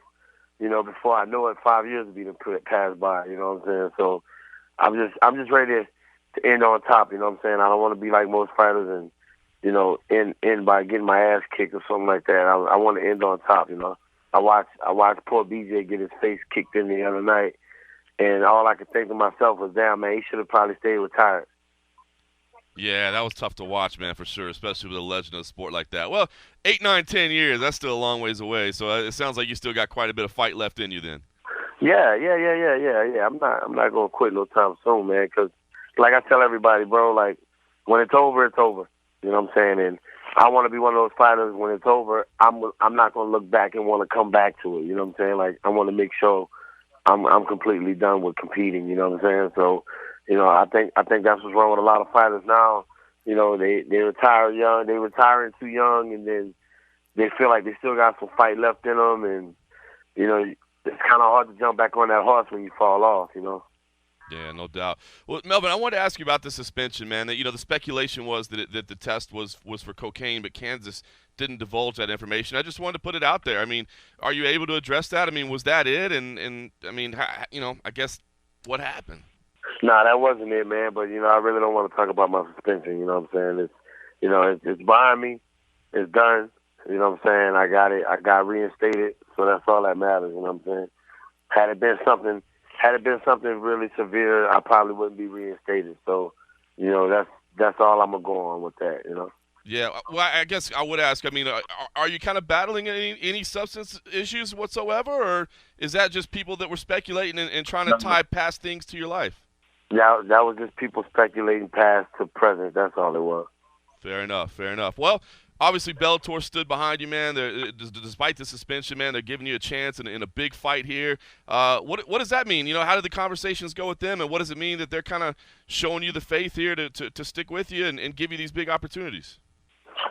Because, man, you know what? No matter what happens to me outside the ring, you know, I'm a fighter.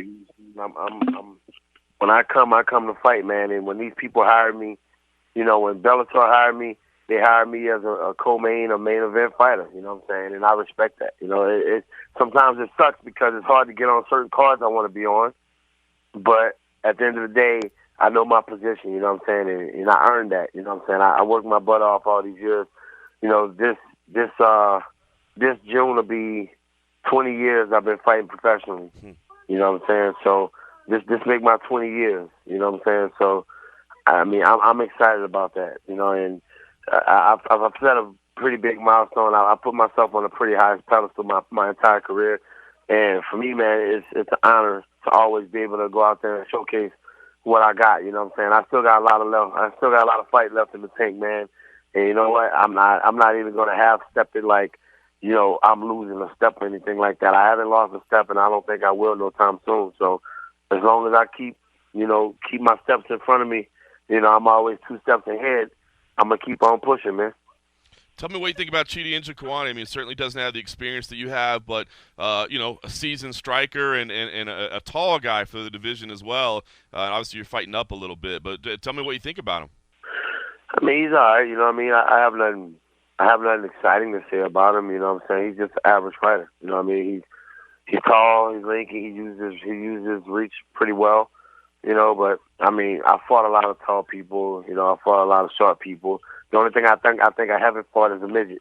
You know what I'm saying? I hope I get to fight a midget. My career's up. You know what I'm saying? But man, at the end of the day, a fight's a fight. You know what I'm saying? Like I got judo, I got wrestling, I got striking. You know, I can strike with the best of them. You know what I'm saying? So I'm not I'm not worried, not one bit in any aspect of this fight. You know what I'm saying? Like I said, it's a fight. You know what I'm saying? I'm gonna go out there and grind it out and knock this cat out and be waiting for my next fight, hopefully by March or April. You know what I'm saying? So I'm trying to keep that timeline a little bit closer together. You know what I'm saying? Instead of these 6 month waits and 5 month waits. You know, I wanna try to fight every 2 months, every 3 months if I can for this year. You know, I want to have a good year this year. So what do you think? Maybe 4 or 5 fights in 2017? Yeah, man. Shit, you know me. Shit, if I can squeeze in 5, I'll get 5. You know what I'm saying? If I can get 6 by somebody backing out, I'll take that. You know, on top of that, man, you know, back in July, you know, I called out Paul Daly. You know, he's a good friend of mine. You know what I'm saying? And I think that'll be a great fight for the division. You know, so that's still a fight that I'm looking to want to take. You know what I'm saying? So hopefully, you know, I can have Paul Daly by April or maybe summertime. You know what I'm saying? If not, they can throw me someone else. You know, because I know deep down that's going to be a fight they're going to want to promote and put some time behind it. So, you know, I'm thinking the Paul Daly fight maybe 2 fights away. That'd be a lot of fun, man. I can't see anybody not signing up for that one. So where do you feel like your future's at, man? I mean, is the future in the welterweight division for you? Is that where it's going to be from now on out? Yeah. I'm going to stay in welterweight, man. You know, I started my career at welterweight, and I'm going to probably most likely finish at welterweight. I'm just tired of the weight cuts, man. You know, cutting 30 pounds is not funny. You know, it's not fun anymore, and it takes the fun out of it. You know, I'm spending the majority of my camp stressing about the weight cut that's got to come up. You know, then the week of the fight, I'm stressing about the weight cut. You know, that shit's stressful, man. Believe it or not, it's a lot more stressful than you think, especially when you've been cutting weight your whole life. You know what I'm saying? Even before fighting, I was cutting weight for wrestling. You know, I cut weight to participate in judo. Now I'm cutting weight. Now I've been cutting weight for the last maybe 16, 17 years of fighting. You know what I'm saying? And I'm just done with it, man. Like I feel comfortable at 170. I'm strong at 170. I can fight with the best at 170. I can knock a lot of 170 pounders out. So at the end of the day, man, like I'm not losing a step. I feel like I'm gaining. You know what I'm saying? So I just want to be comfortable in a weight class where I can have fun again. You know what I'm saying? For my last years of a fighter, I want to be able to just, you know, go out and have fun and not make it so stressful.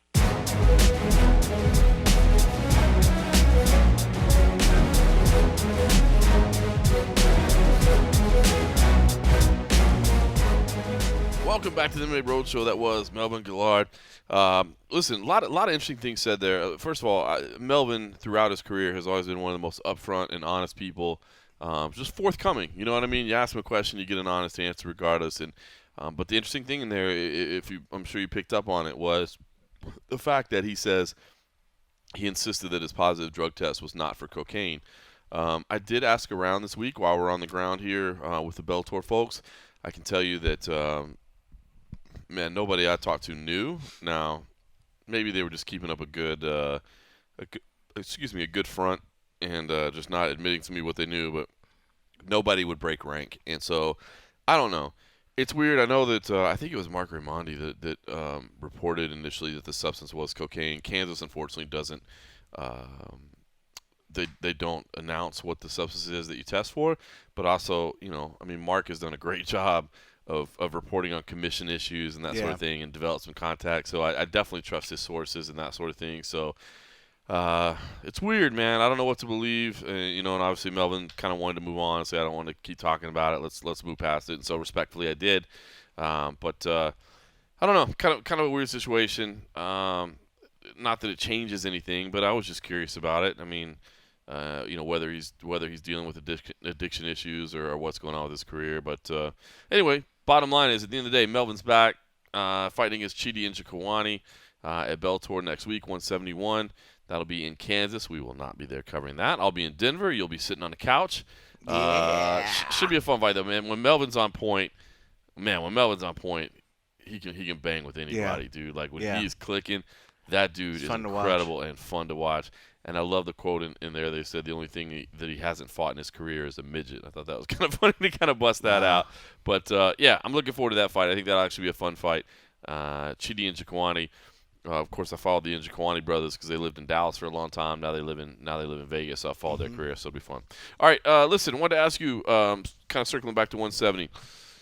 You got to spend time with Tito and Chael that I didn't. Now, I got to see the weigh-ins, of course, this morning. I flew in late last night, and I got to see the weigh-ins this morning. And I actually ran into Tito Ortiz actually in the hallway earlier. He's staying on the same floor as me here at the hotel. And Oh yeah, what floor is that? can't tell you. it's the baller floor. No. No. You know what? I take that back. It was on my way to my hotel room. It was not the same floor. He was on a different floor. But I ran into him. Interesting to note, at the weigh-in day, he had a hat on that said "Keep America Great." Yeah. Or no, what is it? Make America Great Again. The Trump slogan. Yeah, Damn it, Make America Great Again. That was actually that hat was actually sent to him from Trump. Supposedly. No. It was sent to him. I'm sure it's by Trump's son. Wow. He kept name dropping Trump, and then he was like, but I mean, I spoke with his son the other day. Blah blah blah. Oh, blah, okay. So So, it was sent to him by a Trump. A Trump is probably more like it. I'm sure he was his son's. Oh, This look at you, hat. man. Look at you spoiling my Well, reality. no, I I'm was just saying, I was you know, all but it's impressed. Like, I mean, well, it's still impressed. I mean, not that everybody's impressed by Trump, but Yeah. still, a president. I mean, to get sent something by a president, Yeah, that's pretty I mean, damn cool. You know, supposedly the other day when he was trying to, because he wanted to be there to do the thing, he had mentioned how he had spoken or been, I don't know if it was emails, if it was actually phones or whatever with Trump's son. So my thoughts is it's probably like, here, my dad sends this with his regards, which, means they had. Party pooper. Well, I'm just keeping it real. Like, Donald's too busy on fucking Twitter responding to all the trolls to actually pick up a hat himself and give it to somebody. He probably had the hired help bring one in from a box in a warehouse that some other hired help had to get. He got sworn in today. Are they going to tell him to stay his ass off Twitter? They are, right? I mean, they're going to tell him, like, stay your ass off Twitter, right? No, that's how he's going to get himself fucking kicked out of the White House. Is that, I mean, you would think somebody would take that shit over because, right? I mean, that's the thing. People are like, how many hours a day? You responded to 33 trolls today. What else did you do to save the country and make America great again? He's like Data, like, you fucking egg. Like, Yeah, it's one thing if you're a CEO of a company and shit's running, but that shit's got to go now. I mean, like, you got to hand that over to your hot ass daughter to do. She's hot. Fucking balling She's hot. Like, she's hot.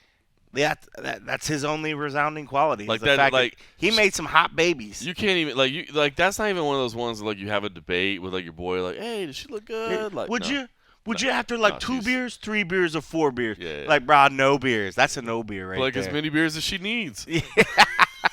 I'd get her an 18-pack. All right, well, yeah, you're right. Hopefully that goes away. But I know we don't talk politics here, and that's as far as it goes. The fact that, yeah, you got to get off the Twitter. Get off Twitter, bro. Get off Twitter. You're the goddamn president Make of the United America States. great again. Get off the damn Twitter. You ain't gonna make America great again on Twitter. That's for Fighting damn trolls. sure. No. You ain't gonna let it. Let your princess of a daughter. Let your princess fight the trolls, and I'll be her knight in shining armor. I'll come help. Look at you. I'm All just right. kidding. So listen, you got to spend time around Tito and Chael. Yeah. I want to get your insight because here's the thing: is I picked Chael Sonnen in my pick, and obviously since we're a day late, we're not gonna have as much time, which is why we haven't spent as much time talking about the card, because obviously this thing will come out hours before the fight.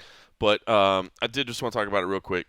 More than I think, hours. Well, I mean, well, never mind. All right, listen. I think Chael Sonnen's the right pick. I do think he's the right pick. But I tell you what, Tito's the much bigger man. Like he's a huge guy. Like sometimes you forget, I think, until you stand next to him or whatever, like how big he is. He's a bigger guy, and he does seem incredibly focused. He does seem incredibly dialed in. But I feel like we've had this song and dance with him a lot of times. We're like, I'm the new Tito. I'm the But man, this being his retirement fight, everything on the line. Like I definitely think he wants to go out with a big splash. And I do think, to be honest with you, I don't think Chael has anything riding on the line here. I mean, as I said, the Chael Vanderlei fight happens win or lose. 5 more fights. 5 more fights, dude. So, I mean, he's got – dude, they're going to use him to the. He could go 0-5, and he still gets his still sixth gonna fight. and he's still gonna have people watching. You know what I'm saying? So like, I don't think he has anything on the line. Whereas I feel like Tito does have a lot on the line. Like he has his pride, his reputation, his he's angry, and like Chael's always playing around a little bit. I don't think he's playing around. Like I think he's really pissed. Chael got under his skin for sure. Chael he has a definitely got wonderful to him. way of doing that, and he got under him. So you Tito's spent fired time. up. You were at the press conference. You and Steven Morocco sat down, in a small room with both guys. You spent time around them. So I just want to get your vibe. Give me your vibe on what you're picking up on both guys. And do you have a tip one way or the other? How you're leaning? Did it change once you got to spend time with them? Because since I did have to change my schedule, I didn't get to enjoy those moments. So I kind of want to know what you picked up. Well, Chael, yes, we did get the nice little one-on-one in a room. Our Tito interview was kind of after the open workout, where it was kind of outside, in the little scrum thing, and it was a little maddening because everybody was lined up, and it was. So at that point, we kind of got I've sort of gave this answer 32 times already, but he was still. I mean, you can't get past the fact of how focused Tito is on this, and seeing the end of your career, at least the end of your fighting career, perhaps, looming over you. You want to end it on a big high note, and I think he's ready for that. I think he's focused for that. I think the only part that kind of, I see a problem is the fact that he's and he'll say it. He's like, I'm fueled by anger. Right. Anger is how I get through my fights. And anytime you're really going to go in by anger, even though as he says it focuses him. I think it still kind of leans in the fact that it leads yourself to overextend yourself, and you're gonna get caught in something. And the fact of Chael, it might not be that he's waiting for Tito to overextend himself and he's gonna catch him with a knockout punch. I'm not expecting that. I'm expecting the fact that Tito's coming there swinging for the fences. Chael's gonna get down and grind it out on him. And when he gets down on the ground, I mean, while Tito has good ground and pound skills, his wrestling skills are not to where Chael's is. Mm-hmm. And if Chael can literally probably dominate that, and it could be, I'm just hoping it's not a boring, just get to the ground fest and have no slug fest. Right. Because I think if Chael tries to stand like that, he's going to be in Tito's world. And if Tito can get Chael to stay standing that first round, that's going to be bad for Chael. I would think Tito's going to have a big chance on it. I think if there was a fix, that would be the fix, is that Tito's going to get the big knockout win. Always floating out the conspiracy theories. Always throwing out the conspiracy theories. But, I'm kind of with you. Even though for our picks, just to be the devil's advocate, I did say that I was going to pick with Tito on this because I think he is getting a lot of heart and soul. But I also think that there's no win-win except for just saying that he beat Tito. There's no real upside for Chael because he's already got his fights. It's not for a belt. It's not a contender. It's not a whatever. We're just going out and fight. We're going to make some money, and then I'm going to move on it, and I'm going to go for the next. And that's he's on a legend killing tour, as he's saying. That's right. This is not the UFC. You were like, oh, if I lose, they might cut me. Like, dude, Bellator ain't cutting you. Yeah. You're good, man. The Vanderlei fight's already lined up, and they probably already got another idea behind that, too. Right. So, but, Chael was, again, I mean, he's so fun to interview, and he's so good. And it's funny, I've seen a lot of guys, sometimes Steven just has a way, and no offense to Steven, the magnificent one, he just has a way sometimes to kind of be a little jarring to some guys when he gets in there. Tito and him just had a great interview, and I was like, Steven, that was really good. Tito or Chael? Chael. Oh yeah, you said Tito. You said Tito. I'm sorry. Yeah, yeah. But his one with Not Tito, that the Tito, one not that Tito Tito one was bad bad either. But I know him and Chael have a really good relationship, and he, I think they have a really good because really good. A couple of Northwest kids, they do pretty good sometimes. So Tito was good. Before I get back and to both those are on the MMA Junkie YouTube page. So if you want to go watch them in their entirety, go check it out. That you can. And no, it was great. I mean, actually, I thought we were gonna have a moment because he asked Tito why he kept referencing and sort of saying it was about his mom. And there was a moment Tito kind of took a little pause, kind of gathered himself, and I was like, "Oh shit, is Tito about to cry up here?" And I was like, "Wow, but he was able. It was deep. I mean, it was really, really good. And I was like, "Man, Steven, you were on it today." So Yeah, if you guys haven't seen this, go to the MMA Junkie YouTube page, watch it. yeah, it Watch was Good really stuff. really good. But he's focused. And I think he wants. I thought it was a nice touch having him bring his kids out for the It was cool. weigh-ins and stuff. That was neat. Dude, it was fun. It was actually fun. The funny thing about the weigh-ins today was, well, first of all, it's kind of jarring because we see UFC weigh-ins. I mean, me and you were at UFC events every damn week, right? And then it's kind of jarring to go to a Bellator event and see like different clothes, different logos. Yeah. You know what I mean? Where like people aren't wearing uniforms and wear whatever they want. But the other thing too was because the UFC has gotten incredibly strict now, and it all boils down to UFC 202. The whole build up to the Nate Diaz Conor McGregor fight, and we've talked about it on the podcast here before, that the UFC is being incredibly strict right now about fighter plus one in the back, fighter plus one. You know what I mean? They're being very strict about that. Obviously, Bellator today was not, but it was cool because Tito came out with all his kids, and that was awesome. You had before, and I'm sure you guys saw it from where you were standing. We weren't in the same position, but I'm sure you guys saw Chael's kid, right, running around. He was right in front. Chael's Right little in kid front of was me. running around like scaling the stage, and his mom had to go over there and grab him out of the way, and I don't know, man. There was something kind of cool about it, and maybe it's the fact that John Moraga, we thought it was awesome in Arizona where he had his kid, and I'm just a sap because I'm a dad now, but I don't know, man. I thought it was cool. Like there was something cool about this being Tito's last fight, this being Chael's return, and here's Tito's kids on stage, and here's Chael's kid running around, and I don't know, man. Like that shit wouldn't happen at a UFC event. You know what I mean? Like you get your plus one, your plus one, and we're not in a ballroom at the weigh-ins. We're in an arena. Yeah. So Chael, your kid is tucked over here, in the section or whatever, and as bizarrely kind of hectic as it was also kind of cool. Yeah, it definitely had the little sort of grassrootsy feel, because you're right. Because I don't know if it was Chael's mom or maybe his wife's mom that was there as well. So grandma's there for the kids off to the side, and you saw other families of the fighters had their strollers off to the side.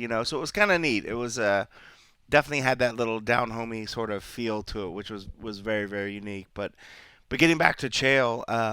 The interview with Chael was also very focused. He was in great mood. I mean, he's just such a fun interview. His one lines. I mean, when he's on, and you guys can go if you haven't already. I'm sure you have seen the little video clip I put together of like 5.5 minutes of just the stuff he was trading back and forth. And boy, some of the stuff was borderline. Probably like just, dude, I can't believe you went there. Especially with the ex-girlfriend in her mouth comment. Was rough. I mean, granted, I probably one of those chuckles and gasps that you hear on the thing. Of course you did. Was me, but as much as I pride myself on not trying to clap at media events, not really trying to be too verbal because I'm there, I'm supposed to be unbiased or whatever. But it caught me off guard, and it was a good one. You forget it. You're not expecting it. I'm a big fan of his ex-girlfriend's work. I've seen it. And our body of work is strong. But it was just, it was just really, really funny. But I don't know. Chael is focusing and he's putting on a good face. But when it comes to who is going to be putting more effort into this fight, I would never say that somebody's not going to go 100%. I think what we're going to see is we're going to see 110% coming from Chael. I'm sorry, from Tito. Yep. And we're going to see the same high level 100%, 90-ish% of Chael. And is that going to be what the difference is? And it could. As the fight goes on, I think that anger that fuels Tito is going to run the risk of burning him out a lot sooner. And that's going to be bad for him because I don't see him coming in there. If Chael can do what he needs to do and Chael gets a hold and he's able to get it to the ground each round, he's going to take it. Yep. If Tito can manage to not let him take it down and defend the takedowns, keep it standing, and land anywhere from 10 to 12 shots on Chael each round, it's going to go his way because eventually those shots are going to hurt him. It's going to slow Chael down, and to the point where he's like, not that he will never give up. Yep. But it'll get to the point where I'm like, all right, this is not fun anymore. Let's just be done. Yeah. Tap me out already. I agree, man. It's it's funny because we've sat here the whole night saying it's not really an important fight, and it's not, but it is an important fight. You know what I mean? And It's a legacy fight. It's a legacy. That's a great way to say it. It's a legacy fight, and you know what you're saying is exactly right, man. Tito has so much to lose here. Yeah. And Chael doesn't really have anything to lose. You know He what I doesn't mean? have anything. And man, you know, Bumps and bruises will be gone soon enough, and I'm being sure he that got some hungry money. guy. Wow. All right. That's Bellator 170. I'm excited about that. We'll of course we'll have full coverage of that. Maybe we'll even have some bonus coverage. We'll see. We'll see how we're Probably feeling. not. Probably not. But we'll see how we're feeling. We see. already had to reschedule. But if we do one it, day. it'll be Facebook Live. We'll do it. Let's It'll just be do it. Let's just Facebook Live. That'll be fun. If we do it. All right. I should say, by the way, if you're liking what you're hearing, make sure you do us a favor. If you haven't reviewed us on iTunes, go do that. Go rate us, review us, give us some feedback, positive and negative, to be honest with you. If you got some things to say, stuff we need to do to get better, I'm cool with that. Let us know. Just log in, give us a little rating. Cool like that. I would like to hear. I mean, it's always nice to hear that we're amazing. That's nice. I mean, I like the Well, at least positive you. affirmation. I'm never really amazing. Well, you are. I mean, you're the backbone of the show, to be honest with you. Pretty soon it's going to be the MMA Roadshow with cold coffee, and I'll just be on it when I can be on it. The way you're progressing so quickly. But just leave us some feedback. All right, so listen, one last little bit of audio. Because we're on the subject of subtle trash talk with Khabib Nurmagomedov, there was one other person that Khabib guy. There was one other guy that I talked to this week that has mastered the art of subtle trash talk, and that is Gegard Mousasi. Now, when I talked to him, we didn't know that he was going to be fighting Chris Weidman. Now we know that he is going to be fighting Chris Weidman, so there will be a question or two here that are a little post-dated, but even still, I still, because I went back and listened to this, I was like, I was intending on playing this, and then I thought, well, maybe it's outdated now. Nobody's going to want to hear this. And then I went back and listened to it again. I'm like, no, hell no. You got to hear Gegard Mousasi because this dude has mastered, in his Kermit the Frog voice, has mastered the art of subtle trash talking. And I was like, nah, dude, even though some of this is a little bit outdated, it's still relevant. So here's Gegard telling it like it is.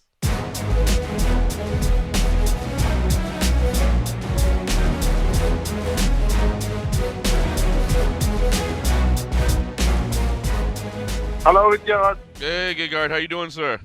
I'm good, thank you. How are you? Well, let's talk about it, Gegard. What have you been up to, man? You had such an amazing 2016. You went 4-0, had a great year, and then we haven't heard from you in a couple months, or at least we've heard from you, but we haven't heard from the UFC to get you a fight. So what's been going on, man? Yeah, I'm looking for a fight, and they're booking fights, but the fights that I want, they don't give it to me. You know, I said I'm open from number 1 to number 15, but everyone, I don't know. The one is on holiday. The one says he's injured, but he's training all the time. Anderson, he doesn't want to fight me because I don't have name, but he's fighting Derek Bronson. You know, I don't know. It's crazy. I mean, what do you think the issue is with these people? I mean, bottom line, do you think they're just afraid to fight you? They think you're a bad matchup? No one is afraid. But Anderson, I think he's looking for the better matchup. You know, I think Derek Bronson is a better matchup for Anderson because his stand-up is sloppy. And no disrespect to Derek Bronson, he's a good fighter, but his stand-up is just terrible. And you know, they offered Chris Weidman a couple times. He says he's on holiday. Hopefully he's back this week, and he says yes, because he got the fight offered a couple times. And, you know, I don't know. I'm waiting. Whitaker, that's the fight I want, Whitaker, but he says he wants to go on holiday for 6 months. I don't know.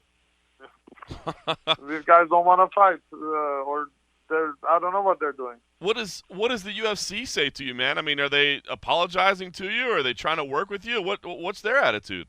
Well, they're busy with the Chris Weidman fight. They're pushing that fight. So hopefully he takes the fight, and you know, and I have a fight. That's crazy. So I mean, what's the motivation been like for you since you haven't been able to get a fight? Has it been tough for you to kind of stay in the gym and keep in shape? I mean, has it been, you know, kind of frustrating, or what's your attitude been like? Well, I just have been eating, and I got fat. That's all. I train, but I'm still fat. So I need to. I'm training now twice a day. So I'm gonna be in shape when they give me the fight. But I need a fight to get motivated to train. Otherwise, it's difficult to be hungry when you don't have a fight. Yeah, for sure, for sure. How big did you get? Do you mind sharing? I'm 100 kilo now, so that's 230, something like that. Okay. All right. So, I mean, I guess, do you need time? I mean, does that kind of put you out? Do you need a certain amount of time to make sure you can get down to weight? Well, I wanted to fight in February, but in February they're not gonna give me a fight, so I'm looking for March, but that's gonna be difficult also. So probably April. They said something in Boston, in New York, against Chris Weidman. They were looking to make that fight. So you think there's still a chance that one happens? Yeah, there's a good chance, But Chris Weidman got two difficult fights. I don't blame the guy. I understand how things work, but for me, it's a good fight. I'm coming off 4 wins, so obviously I'm in my momentum, and he had 2 difficult fights. So I can understand that he wants to fight somebody that's also coming off a loss or something like that to build up his confidence, get back right up there, But for me, it's a good fight. So if they give me, I'm trying to get that fight. Fantastic. Do you think that'd be enough to consider the number 1 contender fight? I mean, it looks like Michael Bisping and Yoel Romero. We still don't know when that's going to happen, but I mean, do you think your fight with Weidman should be considered a number 1 contender fight? Jacare is up there. Jacare is up there. Yoel Romero is fighting Michael Bisping, so it's me and Jacare. So it could all depend on who has the better performance and what UFC decides. Luke Rockwood is still injured. I don't know what he's doing. So, I'm trying to fight. I'm trying to fight anybody. No doubt. It's been fun kind of listening to you open up over the last, 6 months to a year, Gegard. I mean, has it been tough for you? I know throughout your career you've always been kind of reserved and just kind of say whatever's next. And lately, I think we've all enjoyed hearing you say exactly what you want and how you want to get it done. Has that been hard for you to do, or has it been kind of fun for you as well? Well, it's a little bit fun to curse people out, but I'm still respectful to my opponents. It's it's what can I say? I need a fight. Let's say, I don't know how to say it. This is how it works. I don't know. You have to speak up. Otherwise, who cares that you're respectful? No one cares. Good guys come last. It's not, you heard that saying. They say, good guys finish last. It's true. Yep. So why should I be a good guy? To who? To who I have to be nice. I agree. The guys that I'm fighting, they're not my friends. Except Jacare, I like him. You like Jacare? You think you might have to fight him? I mean, he's got Tim Boetsch lined up. I mean, if you fought Weidman and he fought Boetsch, you guys both win. Do you think you guys would have to fight, or maybe take turns going for the title? Well, I said it, and he said it himself also. But like I said, I fought him in Dream, and we fought in it's 1-1. Sure. We said both to each other, the next fight is going to be for the title if we fight each other. It's simple as that. And so if one of us has the title, of course we're going to fight each other, because we're going to we want to give each other the opportunity to make some money, to fight for the belt, Then I fight him again, of course, no problem. But for me, and for him also, it's not a fight that we're looking for. Yeah, no, it makes sense. What's your prediction for Michael Bisping, Yoel Romero? Do you have an idea how that one's going to go? Well, I don't know. You have to make Yoel Romero the favorite. But I think Michael Bisping is his style can give Yoel Romero difficulty. So, but obviously Yoel Romero is going to be favored. But I give Michael Bisping, he has a good chance of winning also. He's the champion for a reason. So But Yoel Romero should be the favorite, I think. For sure. And if Yoel wins, you think maybe Yoel and Jacare, and then maybe you get the winner of that fight after you get past Chris Weidman? Yeah, if they give, I don't have problem if Jacare fights for the belt. If he goes ahead of me, no problem. I fight anybody who has the belt, so it doesn't matter. Fantastic. Well, you laid it out there. I think you got a nice plan for 2017. So I guess the goal is to make sure that the belt's around your waist sometime in 2017. Yeah, definitely. I just need to win it once, and they can have it back. I don't care about that. I just needed win. I just needed to win, and I just want to have that on my resume, and then after that we see how it goes. But at this moment, all I want is to get that belt.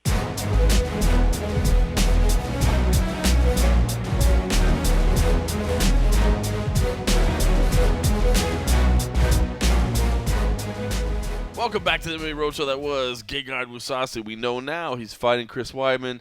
I talked to him earlier in the week before that was official, and I love this subtle trash talk. When you say, hey, no disrespect to Derek Brunson, but his stand-up is terrible. Like, that's, I love it, man. I love hearing Gegard get vocal. It's something he hasn't been doing the last couple of years. In the last 6 months or so, it's been incredible to watch him roll out. So, anyway, all right, listen, Cold Coffee, Bellator 170.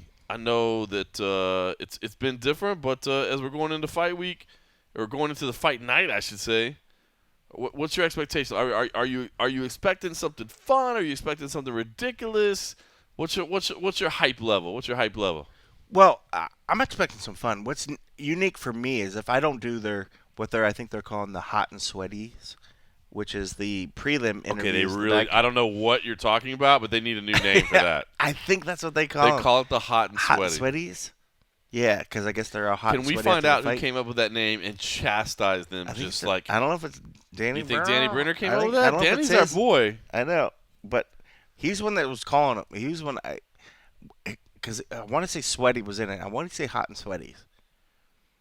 Wow. Because they're hot and sweaty still. Well, I mean, I understand the logical thing. Like when they come back to the mix zone, they're hot and sweaty. But can we call it the mix zone? He didn't call it like mix zone. I'm pretty sure we call it like hot and sweaty. Since we're trying to help them develop and up their game a little bit, I'm not saying they have to call it mix zone, but let's just not call it, because I mean, think about it, dude. Like if your girl calls you or your mom calls you, like, I'm in the what hot are you and doing sweaty. tonight? Yeah, I'm filming the hot and sweaty tonight. Like, I mean, come on.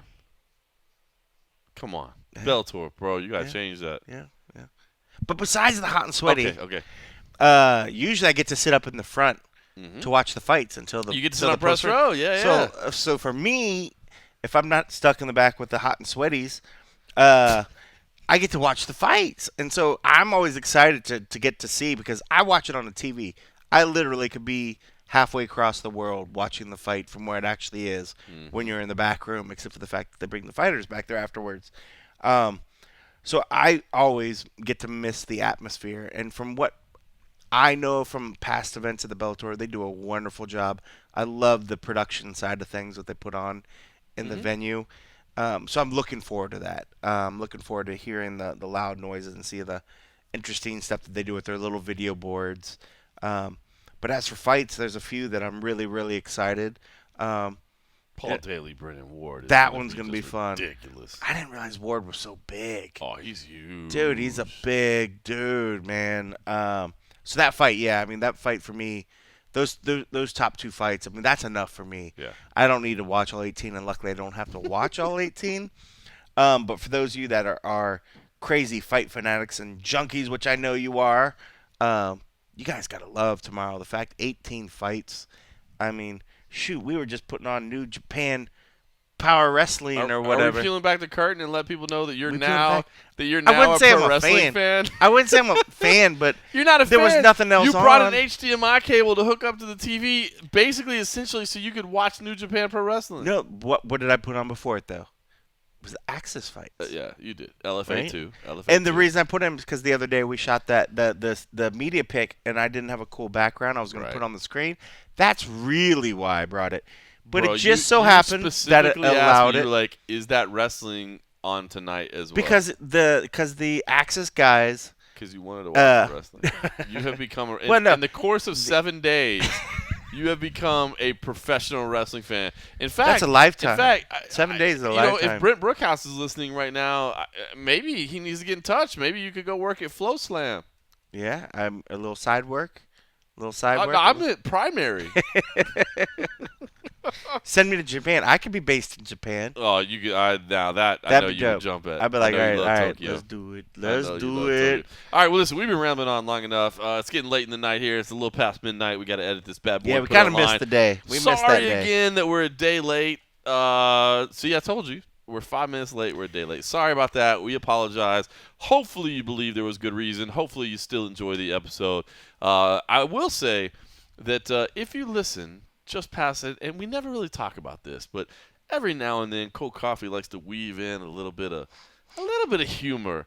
You know, you hear the music going out and you think, oh, well, I can definitely turn it off now. Now, that's assuming you haven't turned it off hours earlier because you're like, this is some shit content.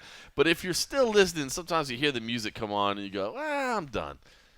I will just say, sometimes you need to listen because a little bit of humor makes it in there. And this week, we thought that it would make sense with, you know, the Trump inauguration, with Tito Ortiz wearing the hat today, that maybe you could hear a little conversation that we had early in the morning in an Uber in Phoenix last week that, let's just say, took us a little bit by surprise. So hang on for that. And in the meantime, thanks for listening. Last night was just a horrible night. I said, really? Why? Oh, we weren't happy with the election results. Really? Why? That's funny. Personally, I've never had so much fun as sitting up at 2 o'clock in the morning watching MSNBC lose their fucking mind. Oh, I bet. They were losing their mind, man. They wouldn't call Wisconsin at all. They didn't want to call Wisconsin, and then here Pennsylvania comes in play. Oh, shit. They're screwed. The country's gone mad. That was crazy. We've lost our minds.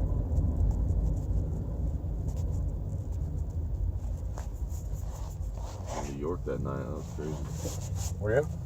Yeah, we just had a work trip out in New York, so we were actually in Manhattan sitting there watching. People were definitely losing their mind up there. Every time the States came in, it was just like, what? You could hear like audible gasps in the restaurant where we were.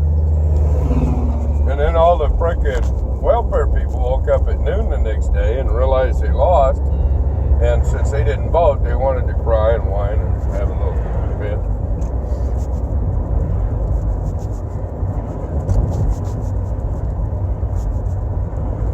I didn't tell those people about the cry room over at the auditorium.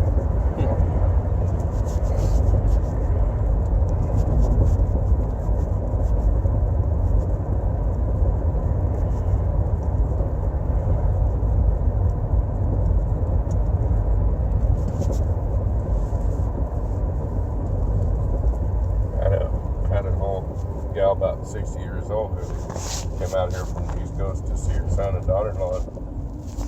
About 4 days, son-in-law kicked her out of the house. That's crazy. She was at the hotel. She said, yeah, I came out to see my daughter. I was staying there till last night. And I said, oh, they kick you out? I didn't know how close to the bone I just got right there, man. Well, you know, he's this and he's that. I was just joking. But okay. I was joking. Yeah, I was just joking, but cool. That's funny.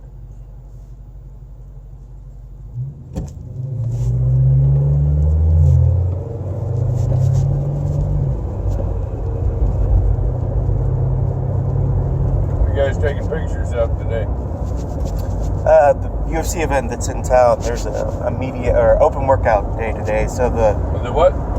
Open workout for the UFC fight that's happening this weekend. Those guys are all lily white Americans, right? They don't let foreigners in their group. And Definitely not the case. Yeah, certainly the reputation that's been given sometimes, but you heard that, right? No, Oh, you heard yeah. Meryl Streep said that.